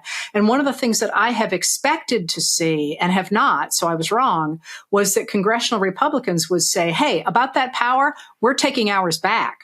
Because if they could recenter power among the Republicans in the Senate, they could, in fact, lift up one of their own to create at least an attempt at a pre-Donald Trump Republican Party, which is sort of an oligarchic party. It's not the Eisenhower Party. But I tell you, if I were a Republican in the Senate, man, I'd be all over this. Well, this is, I mean, to me, this is what's unique about this moment among Republicans is I have watched, like what you just said, that was certainly my expectation. I mean, I spent the early years of Trump going to every Republican I could of good faith back then or before people were too far gone and you still had your normies in there to try to get people to push back. And it was either one of two things happened. Either people slowly acquiesced and abdicated their power to Trump and threw in with him like a Lindsey Graham, or they stood up and were quickly defenestrated. And people took that lesson like a Liz Cheney or a Jeff Flake or whatever. They took the lesson, even Mitch McConnell to some degree, right? Ultimately, he is sort of doing these now very impotent kind of things where he votes against, you know, a lot of Trump's nominees or something, but he's too old at this point. And I think just he's in the wilderness, right? Like people have thrown in with Trump and they say, my power now derives from Trump because I believe Trump controls my voters. And so there's nobody left in the Republican Party now to object. And like, there's no better example. I mean, there's a couple people, Susan Collins, Lisa Murkowski. And to me, to your point about there's power and people could grab it, this is where go become an independent, Lisa Murkowski. Like work with the Democrats. They'll let you be speaker if you get there. Like negotiate with them, do something, because otherwise, the rest of these Republicans have decided that their power emanates from Trump. Same with Mike Johnson, right? And so without Trump, they feel like they don't have power, even though that is structurally untrue. But that's what they've decided. Well, I think Johnson is looking to the days after Trump is no longer president and hoping that he's going to be able to pick up the MAGA voters because it's not clear who is going to be able to do that. But I mean, that's the other piece of this is that Trump is not going to live forever. And again, if I were a Republican senator or even just a rising person, I would look at this moment and think, now is the time to lay the groundwork for a new kind of Republican. And, you know, I'm thinking a lot today because, I don't know if I'm allowed to say this because it's not going to show up for a while. But last night, the Democrats in New York elected a 33-year-old newcomer, essentially, as their nominee for the mayoral position in New York City. And one of the things about the late 19th century, which looks so much in so many ways like where we are now, we get the period of the robber barons and they concentrate all the wealth and all the power and they take over the state legislatures and they take over the Congress. Literally, senators would call themselves, I'm the senator for the sugar trust or whatever. In that period, one of the things that makes a huge difference is it's very clear in both parties that there is enormous voter fury at what is happening to American democracy and what is happening to the distribution of wealth and what is happening to all the different things that we complain about still in the modern era in a very similar period. But within the Republican Party, especially because the Democratic Party changes somewhat differently, by 1884, there are a group of younger Republicans who are watching this, and they don't have power yet. I mean, people make fun of them. They're literally they have articles making fun of these guys with their little glasses and everything. But they're watching, and they recognize that there is this fury building. So that when they start to articulate that fury in the 1890s, people start to listen. And when the 1900 election comes around and then the 1904 election, they're the ones running the party. And that is Henry Cabot Lodge and Theodore Roosevelt. And they dramatically change the party because they are a generational change. And I watched that thing last night and I thought, we're looking at generational change. And if you were a young person running in either party, now is the time to say, I don't want to throw my lot in with these people. I'm going to stay quiet and keep my powder dry for a cycle a little bit further along. And so you look at somebody like Liz Cheney. I mean, Jeff Flake, yeah, he's kind of walked away, but Liz Cheney is not. Adam Kinzinger is not. And I don't know either one of them personally, but I wonder if they're just saying, I'm going to keep my powder dry for, till there's a Big Mac with Donald Trump's name on it. And then I'm going to come out of the woodwork. Well, I do know them personally. And I guess my theory on this, and part of this comes from listening to the voters all the time, is that, and Adam has said this publicly, so there's nothing, he said this at the last Bulwark show, that if he ran for president, he wouldn't run as a Republican. And I think that the reason, and I think that Liz Cheney, you may be very well correct. This I have no sense of. I think you're correct that maybe she's not done with politics. I don't know about thinking that she would come back to this Republican Party, in part because of what voters now demand from Republicans. Like, Trump has changed the party so much that, like, Liz Cheney's not quite at home in this Republican Party with these voters, not just with her colleagues, but like the voters see Liz Cheney. They view her not with somebody who's out of step policy wise, but they view her with enmity, like they don't like her because they view her like, I guess I'm not sure I see a future in the Republican Party with anybody who hasn't come up with Trump in a Trumpy way. Like, he's just changed the party that much. Yeah, but he's also corrupted all the email lists. He's also gotten rid of all the people who actually make the wheels of a party turn. He's turned it into his own little fiefdom. So if you did start outside the party, I mean, really, we're only talking about the name Republican. And that, again, in the late 19th century, you get a dramatic change in both of the parties, both in their ideology and in their voters. And you get a dramatic change in the country. By 1912, all four major candidates running for president are all running as progressives. And that, it just feels like we're in that kind of a moment. And, again, you ask things I don't think people are paying enough attention to. Trump is 79 years old, and people have tied themselves to him because he can command these voters. But those voters have shown no inclination to go to anybody else. So the degree to which there is going to be at least the potential for a pretty major blow up on that side of the aisle, especially considering how factionalized it already is. It just kind of astonishes me when people are like, they're here forever. And I'm like, I wouldn't be very comfortable if I were in that electoral mess. Yes.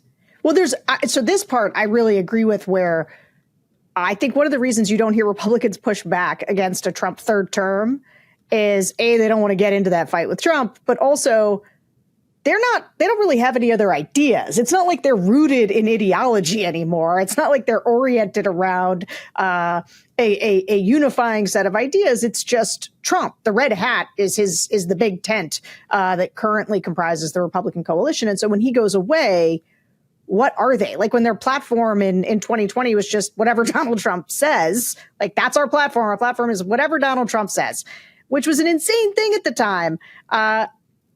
They still, now the party has changed so much.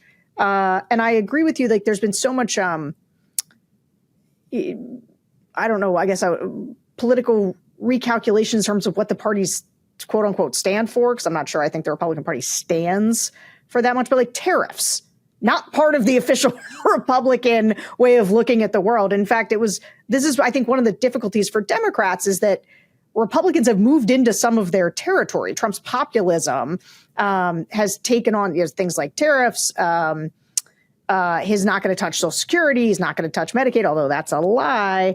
But Trump has run as this sort of economic populist, and that's created like an identity crisis a little bit for Democrats. But in the post-Trump world, that identity crisis, I agree with you, I think really does shift to Republicans. Okay, hold on. Now we really have derailed ourselves, and I've got to get back on track. So you brought up before, that group we just listened to took place before Trump's military parade, and before the No Kings protests, and before the assassination of the former Minnesota House Speaker. So we convened another group of Democrats who mobilized to attend the No Kings protest. And as people talked about their reasons for going and what they experienced, during the protests, we found that people's hopes and fears were very closely intertwined. So let's listen to what the fear for their safety and for the country sounded like. With this particular protest, I went because I've gotten so frustrated with the current president and his, boldness about celebrating his birthday and this military celebration and just kind of blowing us off. And so that sort of empowered me to say, you know what, I got to get out there and support No Kings. Mm-hmm. And here in Cleveland, we have a very active group of people who are like into like engaging in protests and things like that. It felt so important on this day when the president was having a military parade, ostensibly to celebrate his birthday, to show support in the opposite direction. Also because, of course, in New York City, this is well attended. It was going to be packed even on a rainy day. But at the same time, he is someone who is so obsessed with numbers and with imagery and visuals that I nevertheless felt it was important to still be there on the avenue, like making sure that it was as packed as possible. And for me, it also felt really important because my husband is an immigrant, and what's been happening with ICE lately is so horrifying. I don't even know how to put it into words. It's something I never thought I would see in the United States. It echoes, the Gestapo in Nazi Germany or Stalin's Soviet Russia. And yet we're seeing it here in 2025 in the United States. My parents were Holocaust survivors. And I'm directly affected. And I'm very careful of what I post on social media, because in the back of my mind, everything can come back on you. And this is where my head is at, Nazi Germany. And so going to something like this, you could easily be, I don't know the technical term, but I'm just going to say spotted as a protester and being of a certain religion. So that's all in the back of my mind, Never say it can't happen again. It can. So that's just the fear that I have. A friend was taking me out to breakfast, and so she said, "Oh, let's go check it out." So that's why I went. I was in her car anyway. He's going buck wild and going off the rails. You kind of have to be a little concerned about, okay, I get out here and something may happen with, the J6ers and the Proud Boys, infiltrating in the crowds. It was in the back of my mind when I went to this protest. Me living in New York City for 30 years, you sort of learn your wits, kind of get that sixth sense about, what's going to go down and what's not. So I had that confidence behind me.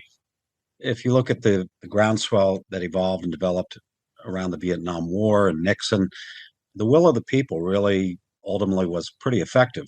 And I think if we can keep this, again, momentum up and even build it, I think the will of the people can be very effective.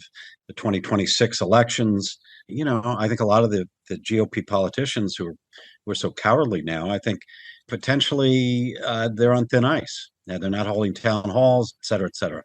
So in that respect, I'm still hopeful. I wanted to play some of the sound of people expressing their fear, just because that is also a through line now, where I think that for a long time in the first Trump term, I heard a lot about fear, but it tended to come from electeds, like people, because or people who were vocal, but it wasn't really average citizens that sort of felt like they were alarmed by Trump, but they didn't feel like a personal sense of fear for their safety.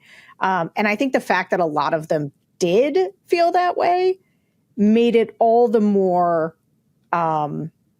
potent and in some ways moving that so many people showed up to the No Kings protests. So I guess my question for you would be, in the past, you've talked about the mass mobilization and getting people in the streets as one of the main ways to impact change. I guess when people have done this before, certainly during the civil rights movement and other places, they also feared for their safety, and maybe even with more evidence of why they should be afraid. So what do you make of just sort of the protests in general and their effectiveness? Certainly, we've done this before, and certainly people have put their lives on the line. And it's important to remember that that's the way terrorism works, is that you don't have to hurt many people to make sure that a lot of people have heard of it. That's a method for keeping people under control, to really badly hurt some people so that everybody else says, I don't want that to be me, and they don't dare to speak up. So that's overlaying this entire moment, I think, and has overlaid certain parts of our history. But one of the things that really jumps out to me, and I think reflects what you just said about Trump's first term versus this one, is that, the truth is, when democracy, or when our country anyway, is working okay, you don't necessarily have to be involved in it. I mean, I wish everybody were paying attention to politics all the time and to paying attention to the government all the time. But I have a lot of friends who, it's hard to get them even to vote. It's not on their radar screen, and they don't pay a lot of attention. That is not new. That we've been doing for a very long time.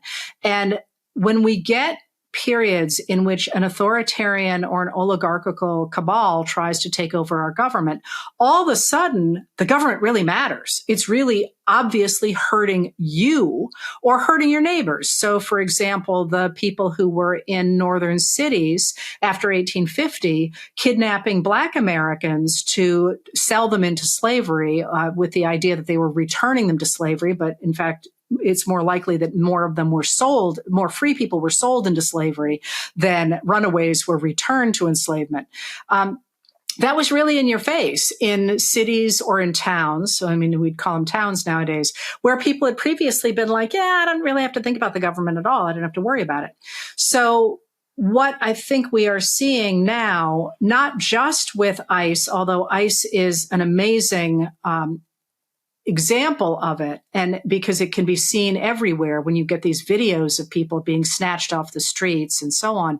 But when you see that, but also the things that the Department of Government Efficiency did, those extraordinary cuts to services that a lot of Americans didn't realize could be cut. They just kind of thought they were always going to be there. The National Weather Service, the Social Security offices, the things that, when the Republicans were saying, this is all socialism, this is all waste, fraud, and abuse, and so on, it was great so long as you could sit there and say, well, that's not me. Those are not things I care about. And when they started to cut those very basics of American society, where people are like, wait a minute, you cut Medicaid, which is now, of course, on the table with the budget reconciliation bill.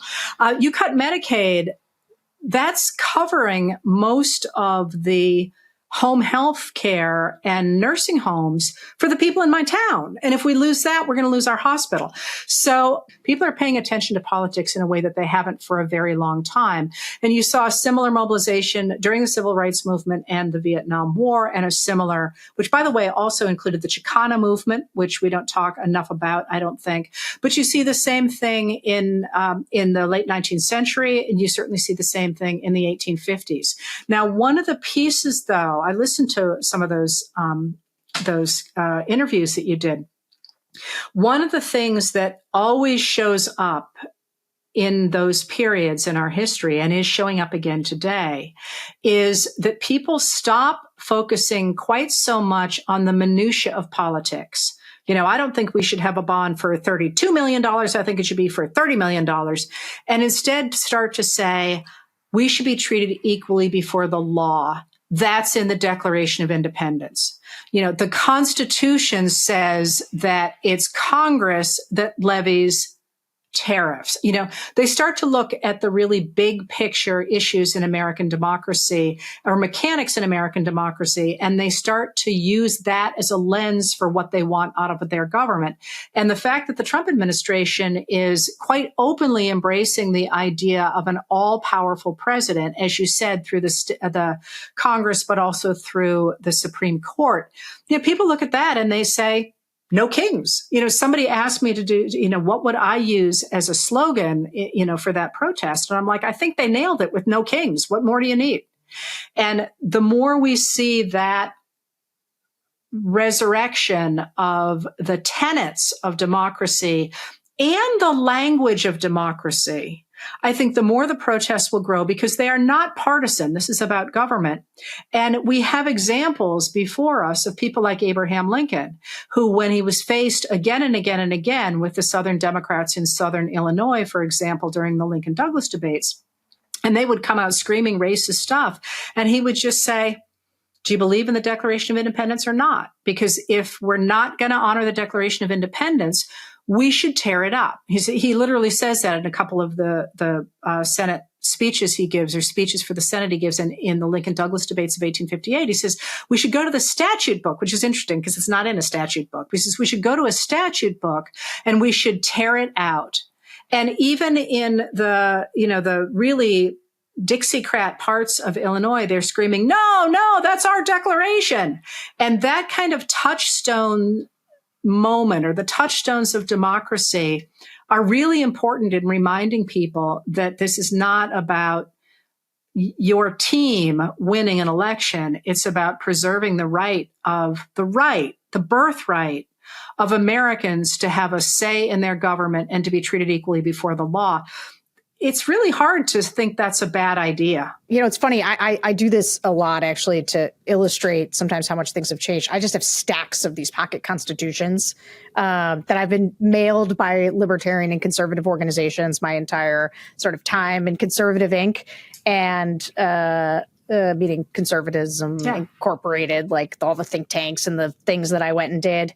And they're always mailing you pocket constitutions. And yet today, watching Republicans ignore the Constitution has been one of those deeply demoralizing, but also very unmooring elements, because it was so ingrained in me as a young conservative about how important fidelity to the Constitution was. Even it's like rooted in originalism around Supreme Court philosophies. And of course, to watch them abandon it so thoroughly for Trump, it does require some Republicans, I think, to really rediscover their commitment to those founding documents. We should do another one of these where we talk about originalism and how the Constitution fit into that project of power that I was talking about before, because it's really the 1830s where we start to develop this idea that the Constitution actually protects states' rights versus a federal system. And I have never been convinced that from the beginning, it wasn't simply about guaranteeing power to a very small group of people. And that if that's the case, there is poison ingrained in this particular moment, where, as you say, the people who previously would have celebrated the Constitution have just simply tossed it overboard in favor of power. But one of the things that I come back to, as you are watching the gyrations that Republicans are going through to say, oh no, it's okay for Trump to, take all our power and to do all this stuff, is people like those in your focus groups who are like, now hang on just a moment here. That's not what I read in the Constitution.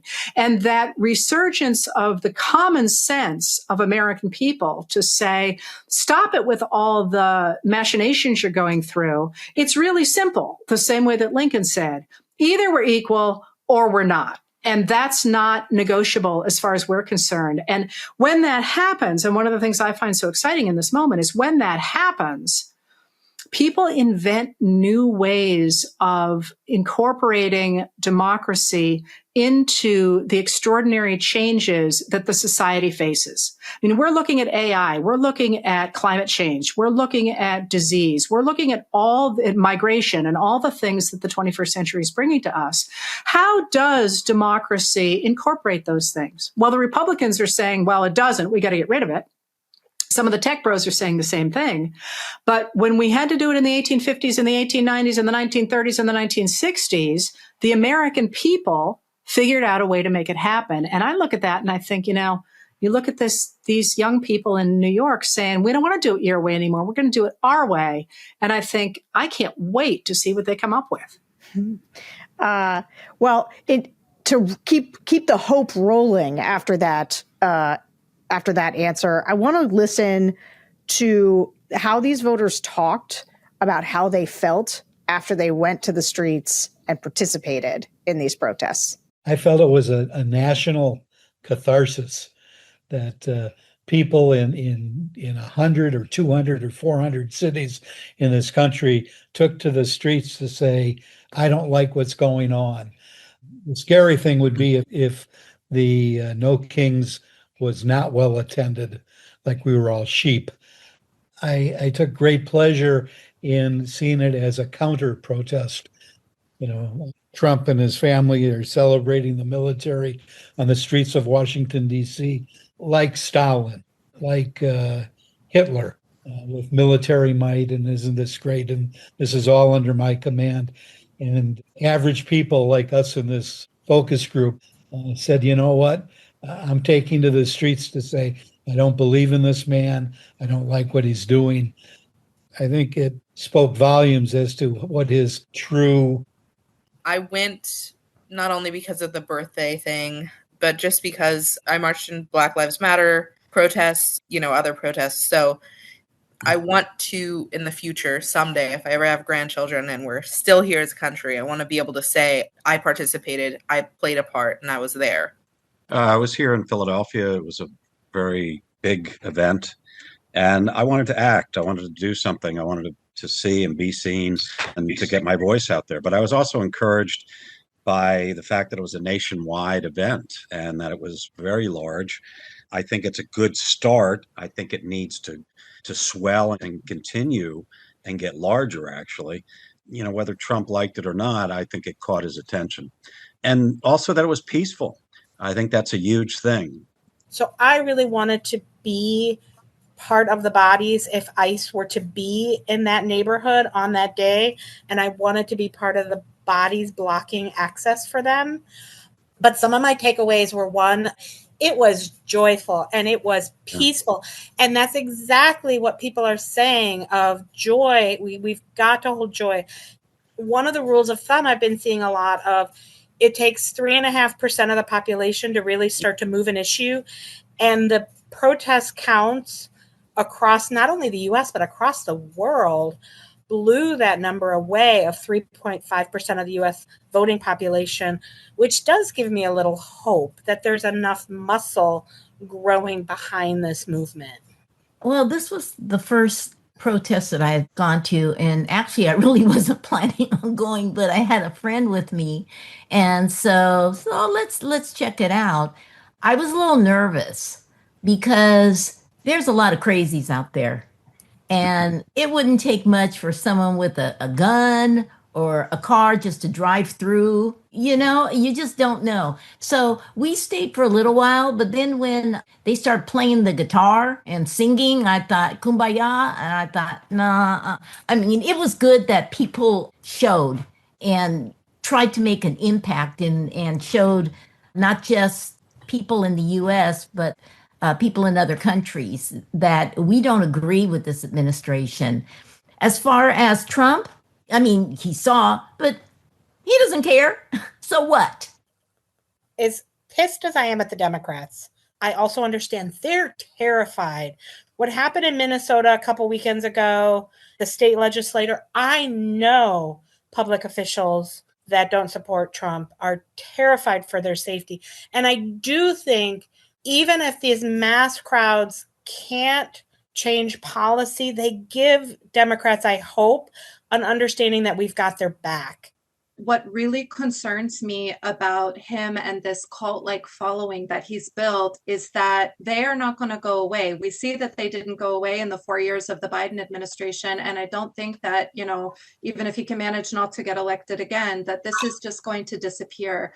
There has to be a showing both to Democrats and to Republicans that there is a huge groundswell of support against this, that we are never going to agree with these kind of policies or this behavior. So when you hear these people's descriptions, what people-driven moments throughout history give you the most hope right now? And is there anything like, what can history teach us about how we fight back in this moment? In the United States, we have a lot of these moments. You know, I always go to the 1850s, which is the era in which I am by far the most comfortable for this comparison. But the 1890s and certainly the Civil Rights Movement. Remember, in the United States, between about 1874 and 1965 in the Voting Rights Act, we had what was essentially what Ziblatt calls competitive authoritarianism. That is, they held elections, but everybody knew who was going to win. And there was no equality before the law, not only for Black Americans who were, you know, in huge trouble of assault, murder, and so on by their white neighbors, but also if you weren't in the right clique in the white towns, you didn't have any rights as a white person either. You know, it was up to whoever was on the good side of the sheriff, you know? So we have done this before, and the civil rights movement that manages so, relatively quickly after World War II to get a real foothold in Congress and then the presidency and then in the law is a great example. But, you know, the thing that always jumps out to me is the 1850s, for the simple reason that in the 1850s, only white men could vote. And in 1853, if you looked at the United States in 1853, it sure looked like the elite Southern enslavers had gotten everything, because people sometimes forget that enslavement, while it was widespread in the American South, the people who were really profiting off of it were a very small number of extraordinarily wealthy people. People like Wade Hampton III, for example. I mean, just rich beyond belief. And they controlled the Democratic Party, and through the Democratic Party, they controlled the national government, and they had control of the White House, the Supreme Court, and the Senate. And in 1854, they got control of the House of Representatives. Under pressure from the president, the House of Representatives passes a law, the Kansas-Nebraska Act, that allows the large enslavers to move their system of enslavement into the Western territories. And that matters a lot because in addition to the lives of the people who are going to be moved out there and their lives being ruined, it's going to mean that the Western states that form out of the Western territories are going to become slave states. And those slave states can work together with the Southern slave states to overawe the Northern free states in the House of Representatives, and they will make enslavement national. Democracy is going to be gone. And after the passage of the Kansas-Nebraska Act, you actually get the formation of the Republican Party, which forms in Washington, D.C. after the passage through the House of the Kansas-Nebraska Act. And a bunch of representatives come together, and they come from all parties, and they say, listen, we don't agree with each other about immigration or about finances or about internal improvements, but by God, we can agree that we do not want to lose our democracy to an oligarchy. And they spread out over the summer of 54, and they begin to talk to people in their districts and say, you know, are you aware this is going on? In 1855 and 1856, the anti-Nebraska, it's not a Republican Party yet, the anti-Nebraska Party sweeps the districts in the North and becomes a viable, powerful party, so that by 1856, we have the rise of the Republican Party, which is still simply we don't want that party. But by 1858, they have Abraham Lincoln paying attention to all this. He at the time is like kind of a nobody. He's had one unsuccessful term in the House of Representatives, and he's a corporate lawyer. But he listens to all this agitation about what the country should be. And in 1859, he articulates a new ideology for this new party that says, hey, maybe instead of just protecting property, the government should actually work for ordinary Americans. 1860, those white male voters elect Lincoln on that platform with the idea that human enslavement should not spread to the American West, and with the recognition that he honors the Declaration of Independence. And by January of 1863, he has signed the Emancipation Proclamation, ending human enslavement in the districts that are covered by the Confederacy. And by November of 1863, he has given the Gettysburg Address, dedicating the country to a new birth of freedom and a government of the people, by the people, and for the people. So in the space of 9 freaking years, Voters took a system that gave everything to a very few rich guys who thought they were better than everybody else and had the right to rule, and created a nation based in the idea that the government should work for ordinary people. And they did that with only white male votes. So I look at that and I think, you know, if they could do it then, when the only people voting to end human enslavement and to achieve rights for Black Americans, Black American men, were white guys who were actually, most of them, profoundly racist, we can do a lot better in the 21st century with coalitions that are made up of, you know, all races, all genders, all abilities, all religions, and get it righter this time. Get it righter. I love that. More perfect, maybe someone might say. You might. Okay. That was great. I got some chills. All right. So I want to close. Now I'm gonna swerve hard on you and close on a potentially thorny subject. So one of the things that's come up a lot in groups since the election of Democrats that I've been both a little surprised by and also worried by is how many Democrats are questioning the 2024 election's results. And they sound frustratingly similar to me, to many Republicans in 2020, which I just listened to ad nauseum back then. And so I want to play for you what it sounded like, and then talk about it with you on the other side. So let's listen. I'm usually not one to believe in conspiracy theories. So at first I figured it was disappointing, but I figured okay. But the more and more Elon Musk got involved in this administration, that made me start to think that maybe there was something else going on, that he put his money somewhere to rig this. I also try not to believe in conspiracy theories, especially when it comes to things like this. But I think that Trump is very shady, and I think he'll do whatever he needs to do to make something happen. And from the way that things were going, especially with the ballots and all the counting and stuff, I really don't think we got the full story. Well, first thing that really caught my eye was the fact that they called it so quickly.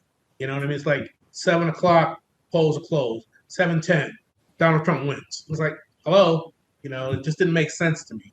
And then they were so quick to sweep everything under the rug. Oh, he won. Let's move on. Boom, boom, boom. And again, like I said, now they're starting to come out with stuff. Upstate New York, I think they're looking at votes. And there's, Kamala Harris getting 0 votes in 1 county or 2 counties. It just doesn't make sense. I think I just saw something on either 60 Minutes or John Oliver. They're talking about how the machines that they use for the elections, there was some kind of a software issue that leads to the fact that it might have been suspect. I'm kind of on the fence because I'm so tired of hearing about him talking about the fact that if the 2020 election was stolen and there's been no proof. I feel that way, but I want to see evidence, because I don't want to be a sore loser, you know what I mean? So she may have lost, right? Rightfully so. They had big hurdles to overcome with inflation. She may have lost, but something seems suspect to me. And it wouldn't surprise me if he got help from the Russians or some other country, But I remember watching MSNBC, and I don't know if could have been Rachel Maddow. She's my girlfriend. And so I remember there was a blurb about the voting machines, and I can't say which state it was, but that just put a big exclamation point above me. But you know what? The Democrats aren't going to say anything. They're not going to cry foul, to be blunt, we're just a bunch of pussies, Makes me mad because we just don't stand up. Those Democrats don't stand up and say anything. They're just weak. I don't feel like it was secure enough. And I also feel like once a snake, always a snake. If you pull it out of the box and it was a snake, it's still going to be a snake. So I feel like he's gotten away with too much and he knows how to get away with it. So at this point, he's advanced, just doing stuff under everybody's noses. It's going to be hard to catch him. I'm on TikTok, and being on TikTok, I'm feeling very hopeful because there's a lot of stuff on there that I'm hearing about that the mainstream media is not reporting on. And if what I'm hearing about is accurate, I think things might start to tumble for Donald Trump. And I think that we might have some hope. What are you hearing there that has you hopeful? That in Rockland County, they are uncovering a lot of voter fraud. And they're doing a recount, And the Supreme Court has ordered a court case in September, and they're finding that Donald Trump won everything. Like Kamala Harris didn't get a single vote, and that it's impossible. And so it's pretty clear that there was tampering. And other states are starting to look into their voter fraud. And I don't hear any of this on the mainstream media, but all over TikTok, many people are talking about it. And I'm researching what they're saying because I know a lot of things are not true. I don't take things for granted that they're true. But anyway, I believe it. Okay. Now, I want to be clear. This is not as pervasive in the Dem groups as it was in the Republican groups in 2020, but it's there. It is, and it's been there since the election. And it hasn't quite gone away. Like if you ask people if they think the last election was free and fair, you get a lot of pushback from Democrats. And I'm not sure if anything encapsulates what I hear from a lot of voters around information than somebody saying, I'm not sure where I heard it. It could have been on the comedy politics show, or it could have been on 60 Minutes. Who knows? Like I heard it on one of those two places. Or somebody saying it's all over TikTok and the mainstream media refuses to cover it. I know you've been very hopeful. I too am an optimist who is very hopeful about people. But I am watching people get caught in like this new information environment in which, especially I think for older people who are not native to the internet, there's just so much garbage out there. Like, how do we help Americans? Like you brought up Hannah Arendt before, and this idea of people not knowing what to believe is all over the place. And once you sort of obliterate truth, right, then you can convince people of all kinds of things. And so how do you stay optimistic knowing that the new information environment is really challenging for voters? It is really challenging for voters. And there's a lot of work we need to do to make people understand how to operate in that environment. But that being said, I am enormously encouraged by the number of independent producers out there who are scrupulous about recreating not a partisan community, but a reality-based community, which I think, people are starving for. My brother's an educator, and he always says, everybody is wired to learn, or we all would have ended up inside a saber-toothed tiger. The question is, what do people learn? People are starving to learn things, to know something. And I see more and more emphasis on people. One of the things about those focus groups that you just played in the course of this hour is how well informed those people are. Perhaps not about whether they're listening to things on TikTok or wherever, although I'm sure there's good material on TikTok as well as bad material. I don't know. I'm not on TikTok. But people are paying attention, and they are trying, I think, to figure out what reality is, because especially now with the attacks on our reality from the Trump administration and their destruction, as I say, of the things we care about, the National Weather Service, the Medicaid, things that people really depend on. People recognize it's not a game, that they have to understand what's happening, or they're going to lose something that dramatically affects their lives. So how do we do it? I think that people like you and me keep talking to each other and trying to bring the best of what we can do. Because I will say, one of the things that jumps out to me on podcasts and everything else is there is an unbelievable amount of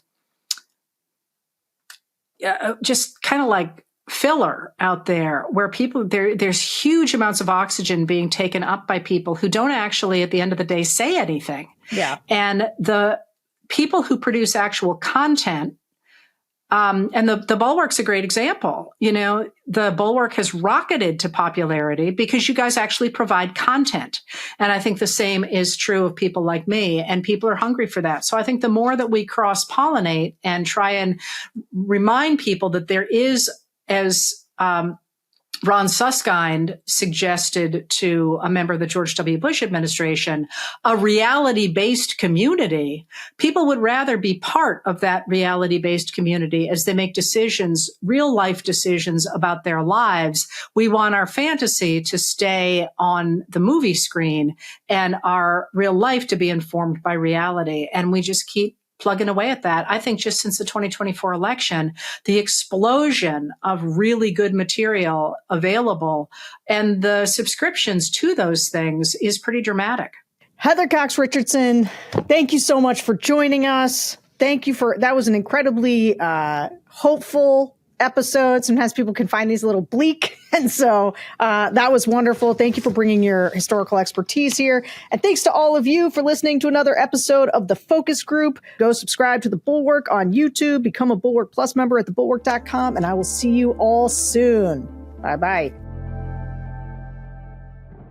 This last show is a conversation I had with Robert Draper of the New York Times just a month and a half ago. He is very deeply sourced on the right, and we focused on what I've started calling the MAGA versus America First schism going on in the Republican Party. It was around the time Marjorie Taylor Greene was making a lot of noise, but before she had resigned from Congress.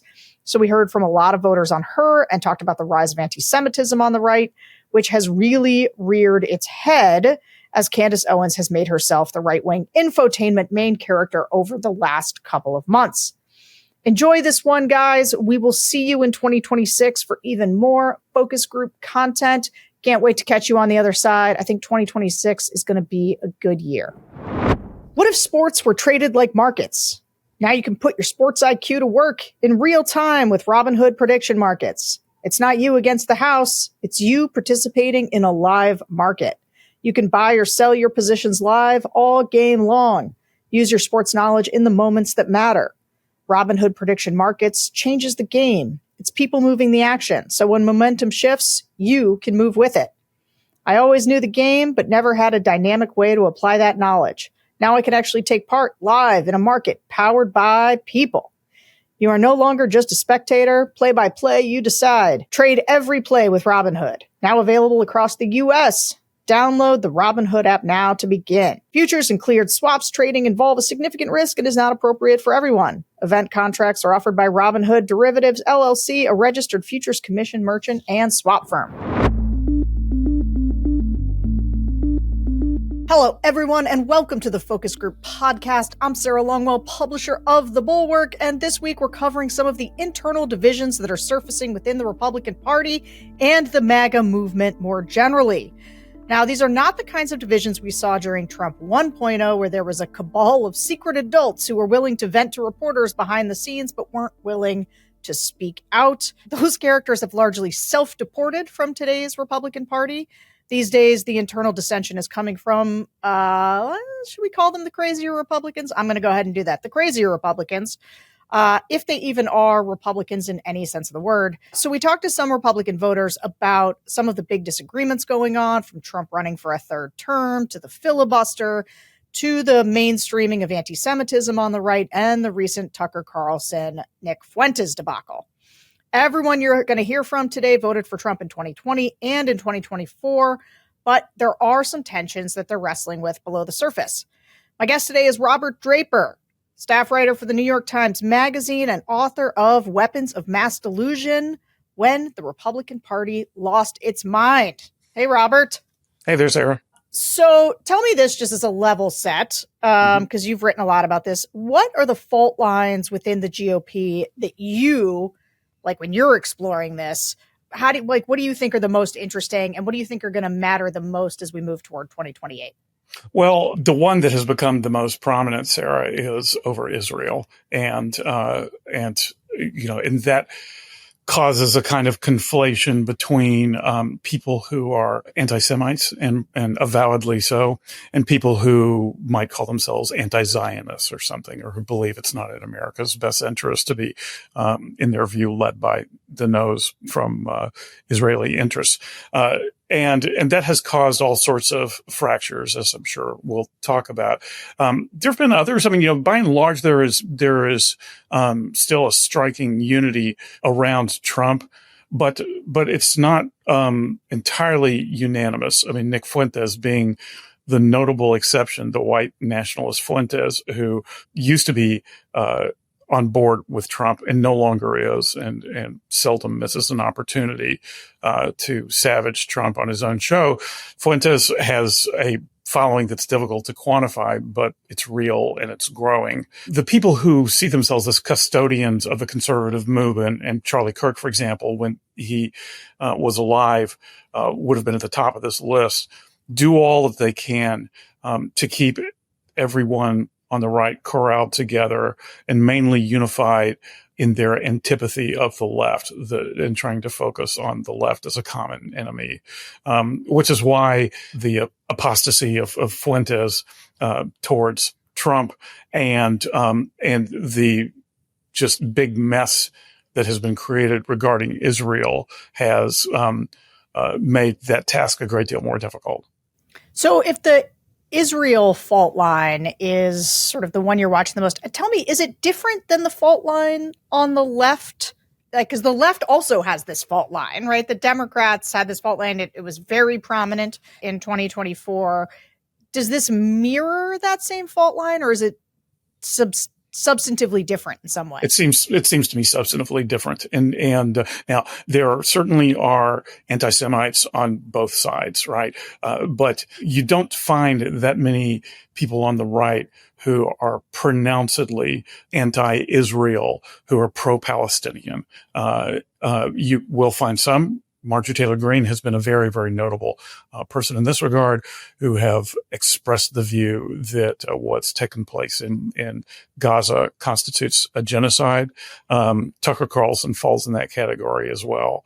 Here and there, you'll find some real sympathy towards the plight of Gazans, maybe towards Palestinians writ large, but that's usually not where it is. It's on the right. It's mainly America first dictates that we take care of our business at home. Why are we spending so much money over there?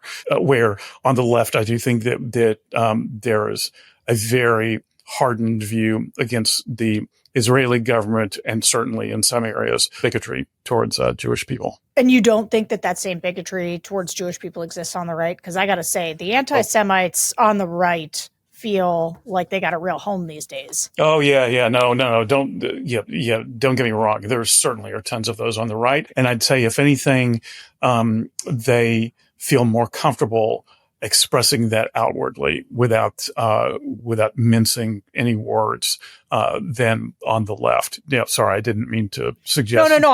I'm trying to. This is like, because people are very interested, and I'm very interested.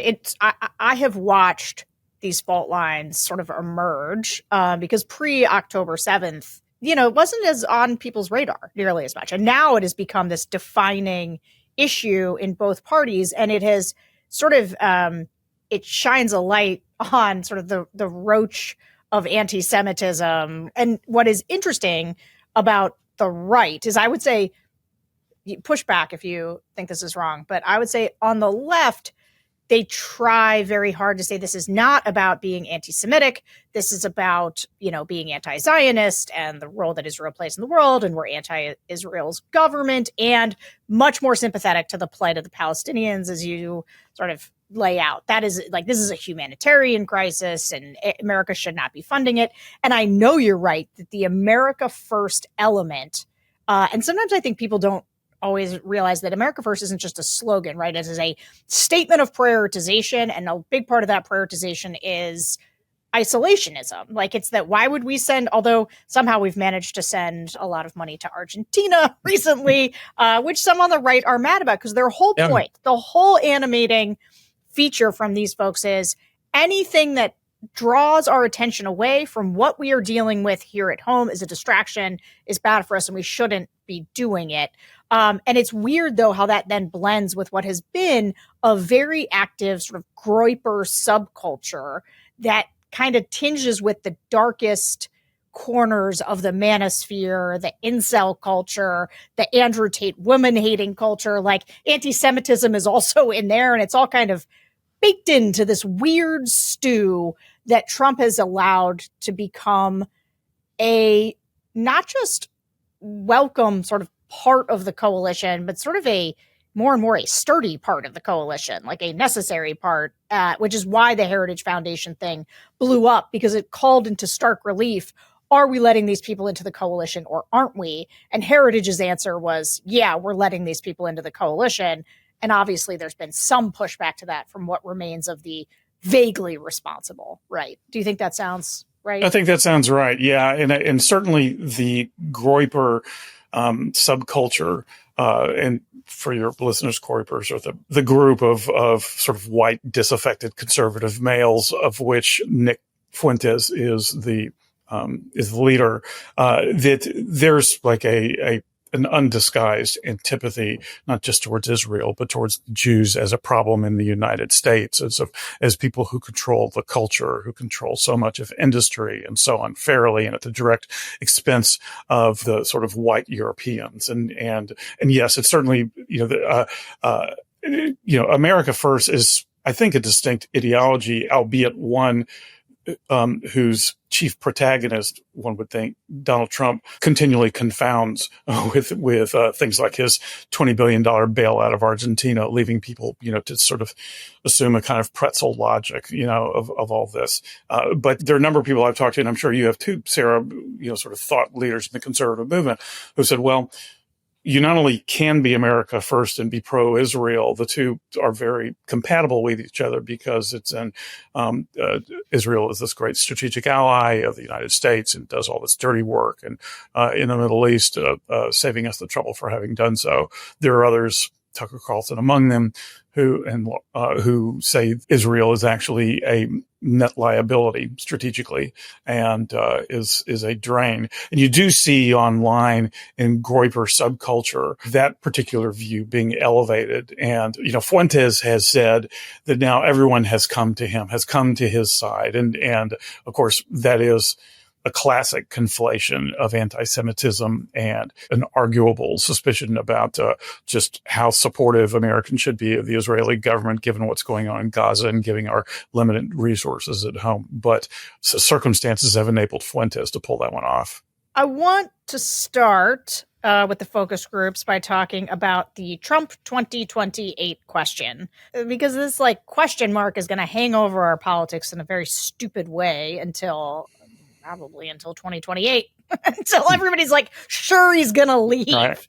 And it's not really something, I think, it's not really something Trump can attempt without the buy-in of a critical mass of Republican voters, which I think people assume he has, but I'm pretty skeptical of that, in part because so far the bulk of those we've talked to have been less than enthusiastic about the idea. So let's listen to how this sounded in our most recent groups of Trump voters. I think the purpose of a term is to represent the population.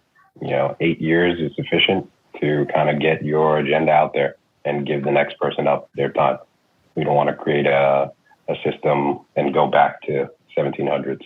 No, 8 years is enough, whether I like the guy or don't like him, whether it's male or female in office. If I like the person or not, it's not relevant. I don't want to be stuck with somebody I don't like for longer than 8 years. I see where Nancy Pelosi is going to be retiring after 40 years. I wish we had term limits in the House and Senate too, but that's just a personal thing. I just think that, with this second term, he comes in to do what he has to do. I think that to make sure that he stays moving quickly to get the things done. But I also think that, again, I'm a big J.D. Vance supporter. If you take that off the table, it puts, I won't even say pressure, but it makes it so that within that same amount of time, he really has to sort of mentor in ideas, get J.D. Vance on board, because I do think that he is a good bridge between the young people and the people in power. I mean, I just had a funny conversation with my father-in-law, and basically it was about how between the generations, like the slang words that are used for the kids and the skibbity and the 6'7", like at his age, he's like, I have no clue what these kids are talking about. I mean, martial law would have to be it from what I understand from my limited pea brain. I hope that the country is not in anywhere near that shape where martial law needs to be declared at all. So, no, I think he needs to go enjoy his money and his retirement and his kids and grandkids. So that last guy was responding to whether there were any circumstances, because the moderator was asking this, a war, terrorist attack, where the group wanted to see Trump do an end run around the Constitution. And so basically this guy was like, I guess if he had to declare martial law because something was terrible was happening. Although I would like to just point out that that is maybe exactly what Donald Trump would do, Yep. right? Like declare martial law, although for no good reason, much like the way that the National Guard is currently in our streets. So there have been a couple polls on this, and the third term idea is usually underwater among Republicans in the 35% to 40% support range. There is something, though, that like a certain corner of the MAGA ecosystem, like Steve Bannon, whatever, that they're taking very seriously, and that some elected Republicans, including Trump himself, are sort of unseriously promoting and going along with. So, for example, giving out Trump 2028 hats, selling them in the White House gift store. So how seriously do you take this third term prospect? And how seriously do you think the people around Trump take it? And what would make Trump pursuing this more or less likely? Yeah, I took it seriously enough to look deeply into doing it as a long magazine story, and I've since tabled the idea because I'm not convinced that there is a whole lot of locomotion behind the idea, apart from Steve Bannon talking incessantly about it on his War Room show. And I've heard Bannon's arguments for it, the necessity of it in his view, et cetera. I think it's really striking, frankly, Sarah, to hear how opposed every one of, the people you had in your focus group were to this. You couldn't find any sort of, sympathetic voice in that regard. However, a caveat does come with that. And that's that if Trump tells people to change their minds in his base, they are likely to change their minds. I mean, you heard your one listener mention the one circumstance, a state of emergency, the need for martial law. And you're exactly right, Sarah, to say, as you did before, that is, of course, the circumstance that one could see Trump paving the way for right now. Already talking, he's used the word war, that we're at war with this, we're at war with, the Venezuelan drug cartels, that he's seeded distrust in our electoral process. And so if he believed that we could not have fair and honest elections in 2026 and then maybe 2028, he could suspend them. And if he were to do so, would the base really turn on him? Well, they haven't yet. Thus far, having listened to, one of the focus groups in its entirety, I was struck by how so many of them repeated what we've heard so often from Trump supporters, that he's a man who tells it like it is. And they tend to go along with him. They tend to trust him because they believe that he is transparent. Another word that I heard used a lot. So if Trump turns on a dime and said, actually, I think this is necessary. I think it's necessary for me to run again. I think I can do it again. I think the Constitution allows me to, but regardless of that, I think the emergency, the times warrant it. I think the base will be with him. Yeah. Can I just say, I do think sometimes we get ourselves wrapped up around like, oh, well, Trump's going to run again. And I just think that's very unlikely. I don't think that he can't run again constitutionally. Voters don't want him to do it. The question is, though, will he leave? And I just think that's a different question. Yes. And it's really highly based on, I think, does he feel like staying at the time? Like by the time he gets there, is he whatever age he is? Does he think something bad will happen to him if he leaves? Will he get prosecuted for something? Like how much control, like would he start? Like, I don't think that there's any question now, having seen what we've seen with the National Guard, the bombings of the Venezuelan boats, like would Trump declare war to stay in power?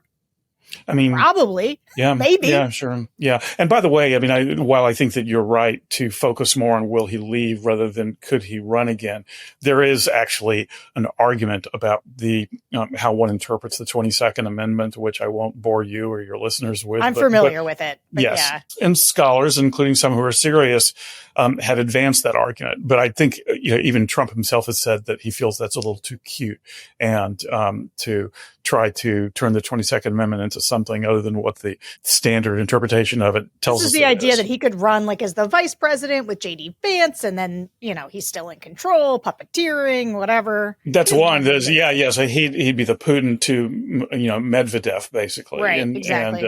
And the even cuter one is that a Vance and a Rubio could run as a ticket, and then they would stand down after they're elected. The Republican-controlled House would make Trump the Speaker. Trump would then elevate Speaker Trump all the way. He would ascend Sure. as next in line. So there's that as well. Super clever. Super clever.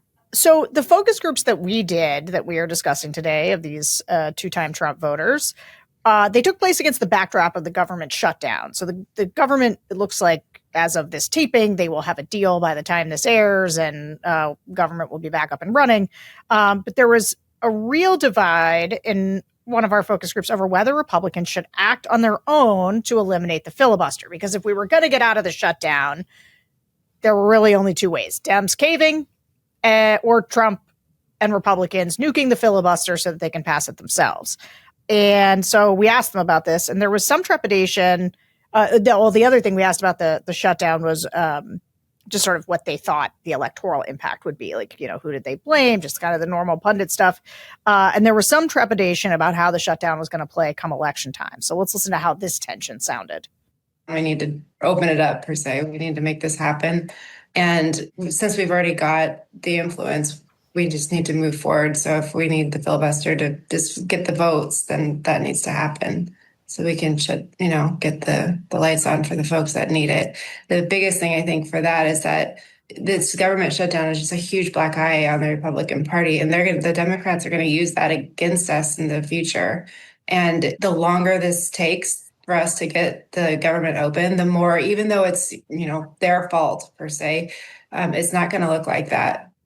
I think they need to vote for the filibuster, to eliminate the filibuster and go forward, because that would have been done by the Democrats, but for Manson and Senator, she's from Arizona too. She's no longer. Kirsten Sinema. Thank you.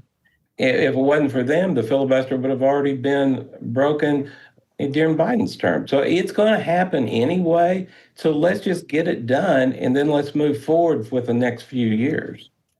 I mean, they can do it if they get in. Hopefully that won't happen in the future, but of course we know that's a possibility. And so I don't want them to get that opportunity to do it. So I'm not sure. I want this done. I want it passed for us, but I don't know. I'm just not sure.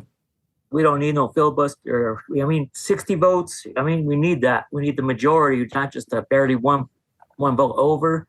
Because if you just get that one vote over, it's going to keep switching. The laws are going to keep changing over and over every administration. It should be the majority, and hopefully it'd be a Republican majority. And I don't see that happening in the future, especially the way the last elections went. Democrats got the majority, and I think the shutdowns, it's doing that. More people are jumping on the Democrat bandwagon because the shutdowns bringing the economy down. So we need to get rid of that, right? We need to keep the filibuster there. And it's a good thing for this country. Got to keep everybody equal. So, number of things going on there. One was sort of the implicit assumption that the shutdown was hurting Republicans, Yeah. right? Yeah, right. From these Republican. Well, look, Sarah, that's what President Trump has said. Yeah. He said, didn't think it's fair, but that it clearly blew back against the Republicans. Why do you think Mitch McConnell was so sort of precious about the filibuster? When it's funny to listen to these Republican voters, because on one hand, on the 2028 question, there's sort of natural Republican conservative instincts rear their heads. They're like, term limits matter. And then on the filibuster, though, pretty mixed. And there was a bunch of them was like, no, blow it up and let's get our agenda through while Trump is in there. Because this is one of the things people love about Trump. Even the ones that don't love everything that he's doing, they love that he is doing something, that it feels like he is advancing things through sort of the sclerotic, can't get anything done Congress, whatever. Trump's just doing stuff, and voters like that. But so why was McConnell so protective of the filibuster? And why do you think Thune is following suit in a world where they want to give Trump basically everything he wants? Yeah, I do think that McConnell is a believer in the Senate as a deliberative body, which distinguishes it from the House, and that the implication that flows from that is that if you eliminate the filibuster, you bring the Senate one step closer to the sort of everyday chaos that is the House. And, the filibuster has worked for him in the past. It's worked for him when Harry Reid thwarted it with the nuclear option. He's held that over the head of Democrats. But I also just think that, so to me, the question isn't so much, I guess, as someone who grew up covering institutionalist like McConnell, it surprises me less that someone like him, at his age of 80 or whatever, still believes that. And it's more striking to me how anti-institutional so many MAGA voters are. And they may not articulate it as such, but I think that they basically believe in a strong, unitary executive. I think your focus groups indicated that they see a practical limitation to the executive's executive authority, which is that Trump has done all the stuff by executive order, and that doesn't last, which I thought showed a certain amount of sophistication on the part of, the focus groups for them to recognize that and to say that this stuff needs to be codified into law. But I think that there's nothing about the performance in the Senate over the last several years that has imbued in people in the focus group with any kind of confidence that the Senate as an institution and all of its subsidiary parts are worth, preserving. And I think that their distrust or dismissiveness of the filibuster flows from that. I think you're 100% right. Okay, I could talk about the filibuster for a long time, but I want to move us on because I think I want to get in this very interesting character that you have spent a lot of time with, Marjorie Taylor Greene. She, during the past government shutdown, she's has behaved like a different person, like an alien, has snatched the old Marjorie Taylor Greene that we know and replaced her with like a normal human kind of. And, I've certainly speculated that her heel turn against the GOP establishment, going on The View, trashing the GOP leadership and their lack of a healthcare plan is probably a 2028 play. I think that's what she's doing. Although it's interesting to me, she's running to the normie side of things, given who she is. Let me tell you what, we asked the voters what they thought of it, and that act was not landing with them, at least in these groups that we fielded. Most hadn't really followed what she's been saying, but those who were not super impressed. Let's listen. She's just all over the place. She's a rhino. I think she's a rhino right there. She's a Republican when she wants to be Republican, but right now she's kind of talking with the Democrats more, freaking trying to hold their hands more or something. To me, it seems like she's just a rhino.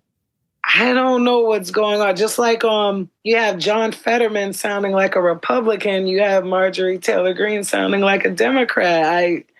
There's some weird stuff going on. I can't explain it. I don't know if it's like these people put on acts just to get into office to be here, but I'm really shocked at what I'm seeing coming from her, and I'm really disappointed because I liked her a lot. I don't follow it to a T, but I've never really liked her, honestly, so I never really took much of what she said seriously. Seemed like the Democrats have had consistent infighting, and now the Republicans are doing that.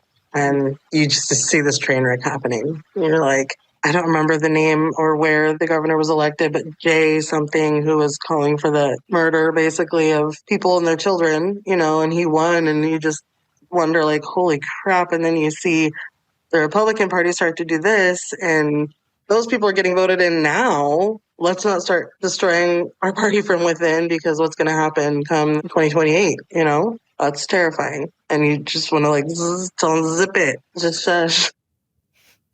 Okay. So you've covered Marjorie Taylor Greene at length in your book, and we have forgotten how awful she is, especially early in her congressional career. She was out there accosting David Hogg, yelling at transgender congressional staffers that they were really men, saying that Nancy Pelosi is guilty of treason, speculating about the Rothschilds and their space lasers causing wildfires, just nuts.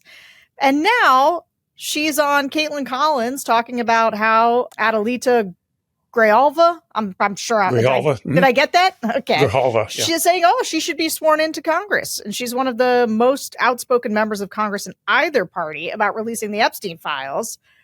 What has gotten into her? We've had a great deal of speculation about that over here at the Bulwark. Is this, are we? I think I can put a lot of the speculation to rest, because I'm in frequent touch with her, and I have a lot of insight into what's going on with her and what isn't going on with her. As to 2028, I don't know. I think she's probably leaving open that possibility. But there are other things at play too. But to start with this, she's not a Democrat. So for the people in the focus group who think that, like, she worked with the Democrats very briefly with Ro Khanna in an effort to open up the Epstein files. But otherwise, she has found no common cause with them and has nothing good to say about them. I do think that with Republicans, it is a case of familiarity breeding contempt, that the more she's gotten to know her Republican colleagues, the less she's liked them and the more she sees them as phony. And she had promised me that she would be doing this, that the next time the Republicans came into power and ran the table and yet did not get done what the America First constituency expected of them, she was going to be screaming from the rafters about it. And she hates Obamacare. She always has. But she also hates the fact that healthcare premiums have been rising. And she learned this from her own daughters, who are now worried about their premiums due to the subsidy perhaps doubling. And so she's made a lot of noise about that. She also, had told me that she's been, during the shutdown, she's been at home a lot, like, most of the members of Congress are. She's talked to her constituents. She has heard constituents use the G word, genocide, in reference to Gaza. And I think that there's a lot of, why are we spending so much money over there killing children when there are people here who need the money more? And so I think she hasn't been untrue to her principles, but as to why she's being so outspoken about it, I think she feels, not getting this directly from her, but I think it's evident that she feels a certain sense of betrayal in terms of the loyalty she has shown the Trump administration and how it has gone largely unpaid. We've reported on this and stories about how Tony Fabrizio, the Republican pollster, dropped a poll saying basically that she'd get creamed in a Georgia Senate race. And so Green is of the view that that was basically put in there by certain people just to kneecap her chances.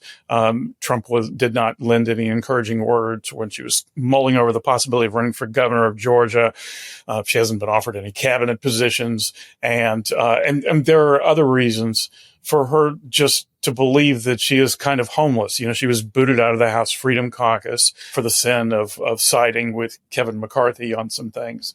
And so the one person she likes is a person who is very proudly homeless, and that's Thomas Massie. And Massie is this kind of libertarian Republican who's been very outspoken about releasing the Epstein files and a variety of other things that he has in common with Marjorie. And so yeah, that's kind of where she's at, but but it is interesting to see her, especially given how hostile she was towards the mainstream media, now being on The View and on CNN. She has indicated to me that she doesn't like it when mainstream outlets constantly refer to her QAnon past and the Jewish space lasers and all of that stuff.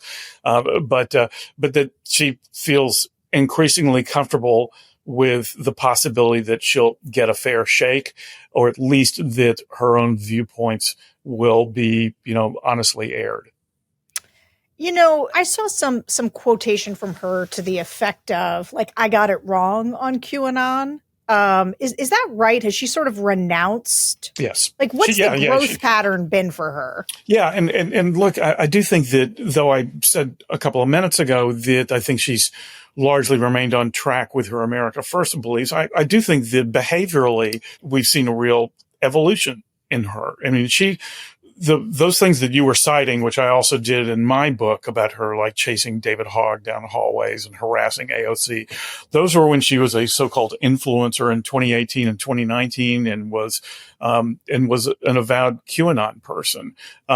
She doesn't do that kind of stuff now that she is an elected official, since she was elected in November 2020. And she made clear to me that her QAnon views grew out of a distrust of the mainstream media and the permission structure given by people on the right to seek alternative information elsewhere. And then there formed this whole community of people who she knew, people who did CrossFit gym like she did, people who were friends of hers on Facebook, who were starting to read these Q drops. It was kind of fun and sort of a parlor sport. But she said that it also, it imposed a certain kind of logic on areas where there was a lot of lack of clarity. Now she's since, no, I don't think that she believes that Democrats are faces of baby corpses on their own faces or anything like that. That's, she has been clear about how she got it wrong. She's defensive on the subject because she feels like, why is it that every story that the New York Times writes about Elizabeth Warren doesn't include that she once claimed she was part Native American, to get into Harvard? Or why is it that Senator Blumenthal isn't always mentioned that he was not honest about his military service? And yet every time a story is done about me, it always has the obligatory paragraph about being a conspiracy theorist. I hear her, but it's a notable beginning point of a revolution and kind of hard to forget. Yeah, I mean, I think one of the answers to that might be that she's just newer. Like those are it happened more recently. Yes. That she was this person. Like what Elizabeth Warren did in college just probably doesn't bear as much on what Marjorie Taylor Greene was doing in 2018. But okay, but I take that point. I guess one of the things that I've been wondering about, and something you're saying makes me think that this might be true. Because for me as sort of a never Trumper, what was astounding to me was learning that so many of the people who I had grown up and they had taught me what it meant to have conservative principles, like they were the ones imbuing those on a younger generation. It turned out they had none of those principles. And it's a wild thing to suddenly be around a bunch of people who they were the ones sort of telling you joined their side, whatever. And then you're like, oh, you guys didn't mean this at all. Not even a little bit. Is that the experience that she's having in Congress where she's like, yes. Wait a minute. Yes, yes. The answer is yes. I mean, is she's she like, principled though? Is she? Yes. Are Look, we I finding think that she's principled? Yeah, no, I think that Greene has always been principled. You could argue with her principles. You could say her principles are misguided. You can say that her, views on immigration are really strident, that her views, that she sees as kind of a zero-sum proposition, that everything that an immigrant gets is at the expense of, some able-bodied working-class white person or something. But no, I think that she does have principles, and she's certainly come to fall into the sadder but wiser category of people who recognize that Congress is increasingly a do-nothing body. It's frustrating to her. Now, I will say this, that I mentioned earlier that she's not a Democrat. She has not made the slightest effort, as far as I know, to ever find any Democrat with whom she could see common cause in advancing certain legislation. There was a point in time around the time of the J6ers being at the DC jail that she was very interested in criminal injustices, perpetrated. And since Trump pardoned all the J6ers, she's gone conspicuously silent, on that particular subject, like so many other people in the Republican Party. But at least for a moment in time, it was of interest to her, but she never spoke to any Democrats about it. Having said all that, though, yes, she's become really disillusioned with leadership, with colleagues who seem much more interested in the performativeness, which is, of Congress, which is a bit ironic coming from her. But I do think that, she's the DOJ subcommittee of which she was chairwoman, didn't have much teeth in it. But she actually really, I went to a couple of hearings. It was interesting to see because, she really comported herself as a chair, and she recognized the Democrats and wasn't insulting to them and ran an honest hearing. I think that she took seriously the notion that, okay, we Republicans are in charge. Let's act like it. I think she's been very disappointed that a lot of her colleagues haven't fallen suit with that. Last Marjorie Taylor Greene question. It was funny to me to hear a voter call her a rhino, because this is what you get. Everybody, whether you're Liz Cheney or you're Mitt Romney, but if you buck Trump, you are suddenly a rhino, because Republican used to have actual meaning. There used to be ideas behind it. Now there's just Trump. And so if you don't support Trump, or you are perceived to not be supporting Trump, you're suddenly a rhino. Is that going to be tough for her? Does she get tossed, or is her brand now kind of big enough to withstand her being somebody who goes against the grain? Does she need Trump at this point, or does Trump need her, or can they both just live in their own ecosystems? What do you think? Well, I think that the answer to that question is she herself is trying to find that out. That's why she's going on The View, for example. I think she's trying to find out just, how does my brand play beyond Congress and beyond Georgia. She's not a party person. And so the idea that she's a rhino, well, obviously that's meant to be a pejorative, is in a way not entirely inappropriate, given that she has said recently, I'm not sure that I'm not a Democrat, but I'm not sure that I'd call myself a Republican anymore. I mean, she really does have a hostile view towards her own party. And so I think she may come, as Massey does, to wear that independence as a badge of honor.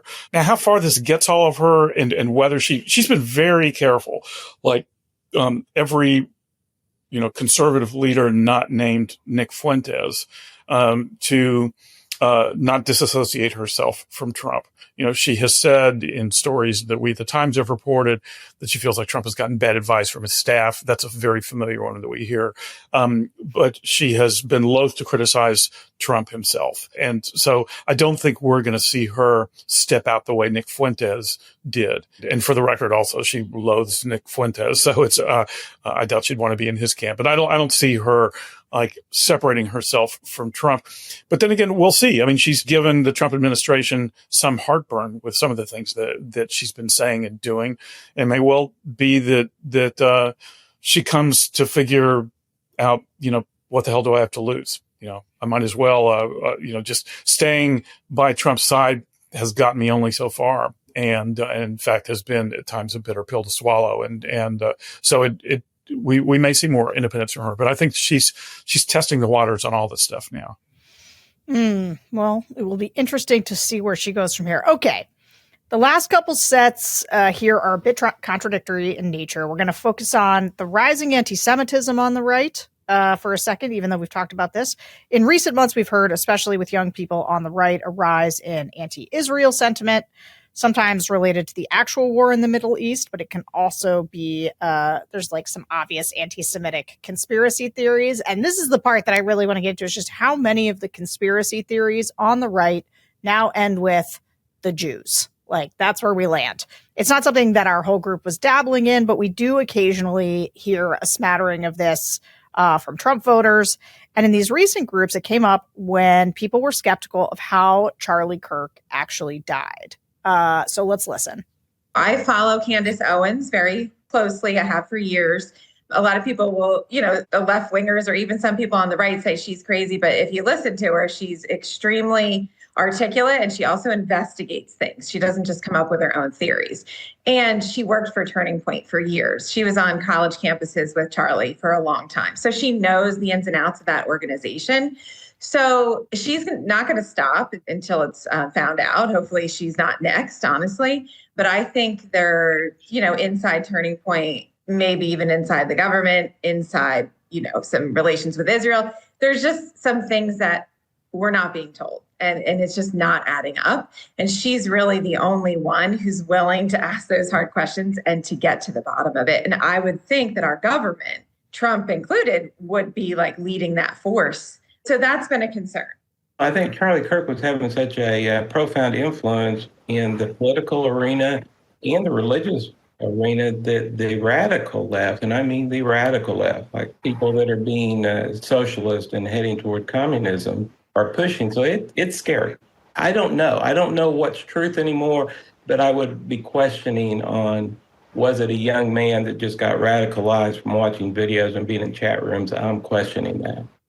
There's not necessarily a distrust towards the overall picture. I just think there's a lot of discrepancies that either could be cleared up that are not being cleared up. I think that if I step back from the thing that happened, which I feel like there's some discrepancies in how it's all being explained, I think that it was something that revealed certain things that are going on outside of the U.S. political system that are tied to other places, that it shined a light on some other things going on. And so maybe that's why they're taking a little bit of time to really get into the meat and potatoes of the details of things of it. They're letting that light kind of show other things out. But I do think that they could have really gotten in and said, hey, this, and this is doesn't seem like it adds up, but this is why, and they didn't do that. So I think it shined a light on stuff that's going on with Israel and things that are tied to that. One thing that I've appreciated seeing Donald Trump do is like he stands up to Netanyahu and says like, that's not going to be okay. Don't do this thing, where you see just about everybody else folding on, this whole Israel thing.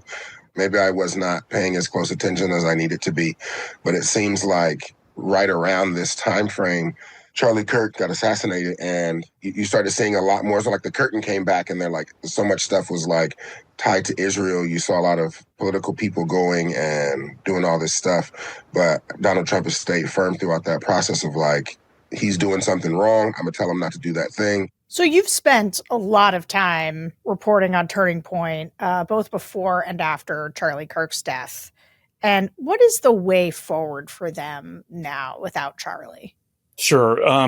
Let me first just say that is a very commonly expressed sentiment on the right, that Charlie Kirk's assassination, that there's more to it than meets the eye, and that and a lot of insinuation that the Israeli government played a role in it.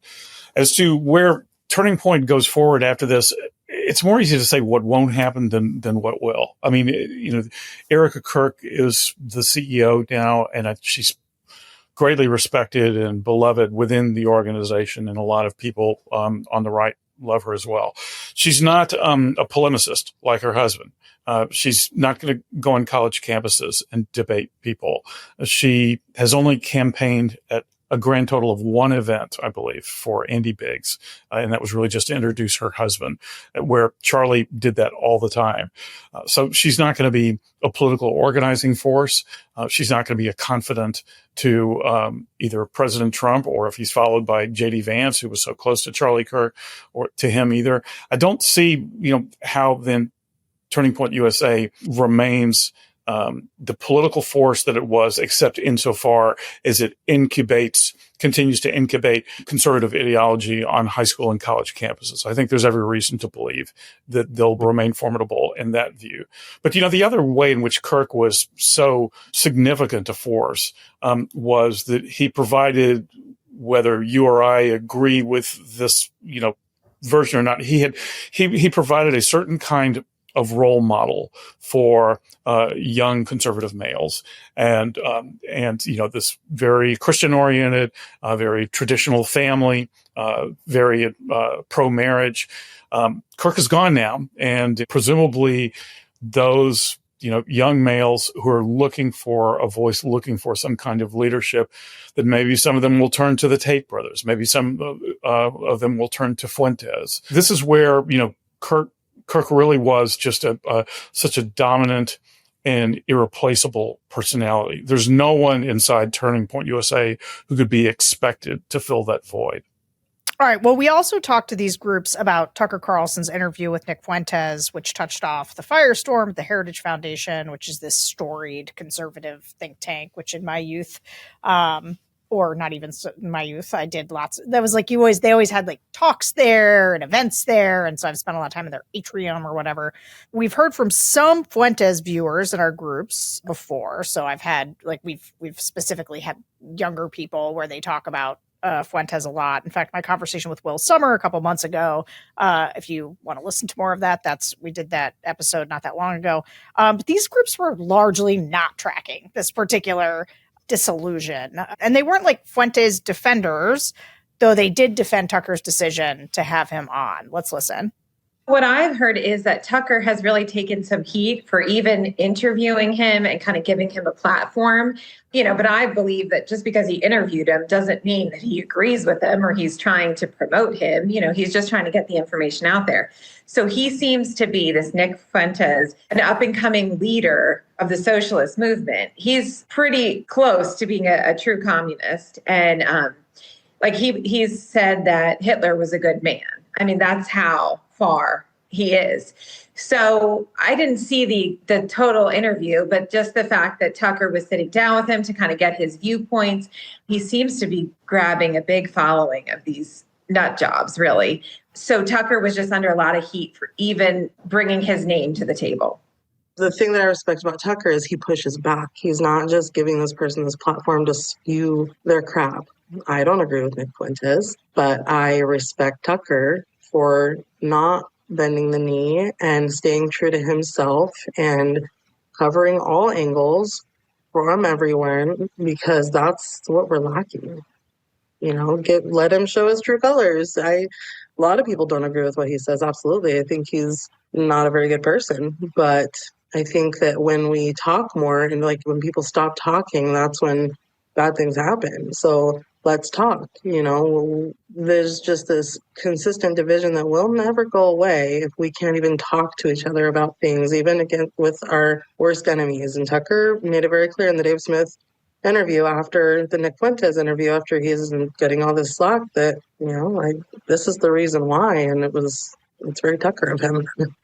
I absolutely agree. Free speech. This is what America was founded upon. If you want to be racist, it's your right to say and feel whatever you want to say and feel. But I don't feel like people should be censored for how they believe. If that's how you feel, speak your mind. But the very little that I'm hearing this Adolf Fuentes, some remark he made about Stalin that's going viral. And I'm just like, wow, that's terrible. I don't know how true it is because I didn't hear it directly, myself. It's just what I'm hearing is going viral. But I'm like, I didn't know much about Nick Fuentes at all prior to the Tucker Carlson interview. Just I've heard of him and things about him. But honestly, I admire Tucker Carlson for even taking it there to let someone who I guess is controversial in the sense to come onto his platform and speak their mind, because he does push back. I didn't know who Nick Fuentes really was. I mean, last year in December when the attempted assassination on him happened, I saw it in the news, but I didn't know who he was. I didn't look into him until the Charlie Kirk situation happened. I see a lot of memes. I'm on social media a lot, and I saw a lot of people saying, oh, Nick Fuentes can be the next Charlie Kirk, and I didn't realize, those messages were coming from probably Democratic liberal people, and I went and looked up Nick Fuentes, and I watched a couple of his streams because I thought maybe stuff that he's saying is being clipped out of context. I need to see this for myself. And I watched probably 3 of his 2-hour streams, and I was dumbfounded by the stuff that he was saying. But like what everyone says, let him say what he wants. Let Tucker Carlson let him come on the podcast, say what he wants, and let people be the judge of whether they're going to support him or dislike him. So Nick Fuentes now has around 1 million followers on Twitter. He's become sort of a household name, certainly just in politics. Maybe not a household name, in every household, but certainly on the right and certainly in people who follow politics. In fact, Marjorie Taylor Greene, who you said hates him, she was one of the early stars to go to one of his white nationalist conferences when he wasn't as big of a deal. But one of the historians you talked to, and I think this is really right, and I want to dig into it as a closing conversation. He said, what we're seeing is Fuentes, Carlson, Vance, and others, and I would throw Candace Owens in there, Laura Loomer, engaged in the battle to be the legitimate heir to Trumpism. Do you think that's a fair read of what kind of influence Fuentes wants to have on the right? Or do you think, because we're watching just the crack up on the right now, and some of it is, as I've been watching it, I'm like, okay, is this partly trying to fill the void that Charlie Kirk was really, he was like a pretty larger than life figure. He was kind of a glue in the movement. And a lot of people have been looking at Megyn Kelly lately. Is she the glue? And so she's basically taken this, I will not say anything negative about Tucker or about anybody else. I'm Mr. Johnny Clean Hands here. But is this what's happening? Is it, are we trying to be Trump's heir, Charlie Kirk's heir, lead the right? Is that how these people view themselves? Is that what they're fighting for? I think to some degree, Fuentes doesn't strike me. I've, talked to him a few times as a terribly strategic person, but he has pretty good instincts, and he knew, he was a severe critic of Kirk when Charlie was alive, immediately doubled back on the heels of Charlie's assassination, devoted an entire program to really talking about what a giant Charlie Kirk was. And now is loath to say hardly anything about Kirk, though he said a couple of unkind things about Kirk's widow, Erica. But he's he's very conscious of the fact that following is up for grabs, and I don't know that Fuentes possesses no organizing skill of the type that Charlie Kirk once did. And I mean, he is, a true unmade bed of a human being. And there's actually, I talked about it on the show about how he slept on his couch for a day because he had put all of his freshly washed clothes on his bed and didn't feel like folding them. And so that's Fuentes' shtick. And honestly, that's relatable to me. Yeah, no, totally. Yeah, no, and again, I think he's very clever at describing in a self-deprecating way the life of his own, listeners in addition to himself. What the focus groupers, it was interesting. I mean, a lot of them didn't know who he was, but I suspect that that's generational, that if they were 25 or under, they would have known. It was interesting how so many of them said Tucker was staying true to his brand by having, anyone and everyone on, being a free speech absolutist and all.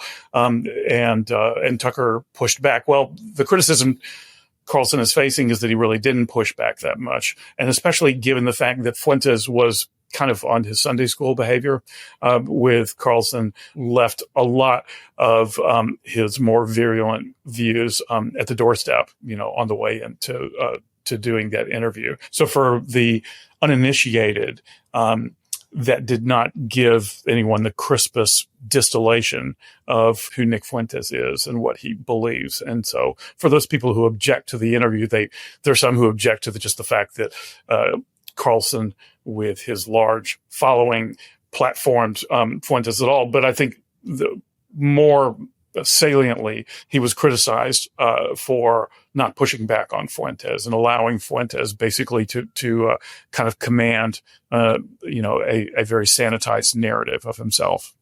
Yeah, it was a total fluff ball interview. But going back to this question of the jockeying for position on the future of the right, because I sometimes get from a lot of people in the media when they ask me questions, whatever, they're like, well, what would it take for the Republican Party to go back to the party of Mitt Romney? And then we could just argue about, taxes. And I'm like, listen, guys, there's no going back. It's never coming back. And let me tell you what, it's going when JD Vance and Marco Rubio would be the most normal ticket on a field against the Candace Owens, Marjorie Taylor Greene, Tucker Carlson. That is the future of the right. And what do you think? What do you think the future, because you watch this stuff really closely, where do you think it's all going? Yeah, I mean, well, I do think that there is still a Republican establishment. There is still a donor class with formidable energy. And that has become increasingly at cross purposes with the MAGA small donor base. And so we'll see how that plays out, because clearly J.D. Vance is trying to appeal to both. It is a conspicuous silence on Vance's part regarding Tucker Carlson and his whole thing with Heritage and with Nick Fuentes. Vance is very close to Carlson, and if he doesn't have to take a position, he won't. But it's hard for me to imagine. I'm with you, Sarah. It's hard for me to imagine that the Republican goes anywhere near anything resembling, the days of Mitt Romney. And I think you're also right that a Vance Rubio ticket would be looked back on as the most softball MAGA ticket imaginable, which is exactly why, Nick Fuentes speaks, in the terms that he does, towards J.D. Vance and Marco Rubio, and Steve Bannon too, for that matter. Not a fan of either of those. And so, no, I think that where this is going is not wanting to sound like I'm, idealizing Charlie Kirk or something, but that Kirk was so gifted at keeping the Republican Party focused on the common enemy, the left. And now we are clearly seeing a sentiment in which not just the rhinos, but a broadly expansive definition of Republican apostates or conservative apostates is going to really be the state of play. And I think we're going to see an increasingly fractured party, but one where as long as Candace Owens and Tucker Carlson and increasingly Nick Fuentes have the traction that they do, the party's moving their way, not in the opposite direction. Okay, Robert Draper, Thanks for joining us, man. This was Sure so thing. good. And thanks to all of you for listening to another episode of the Focus Group Podcast. We'll be back next week, but in the meantime, remember to rate and review us on Apple Podcasts, subscribe to The Bulwark on YouTube, and become a Bulwark Plus member at thebulwark.com. See you guys next week.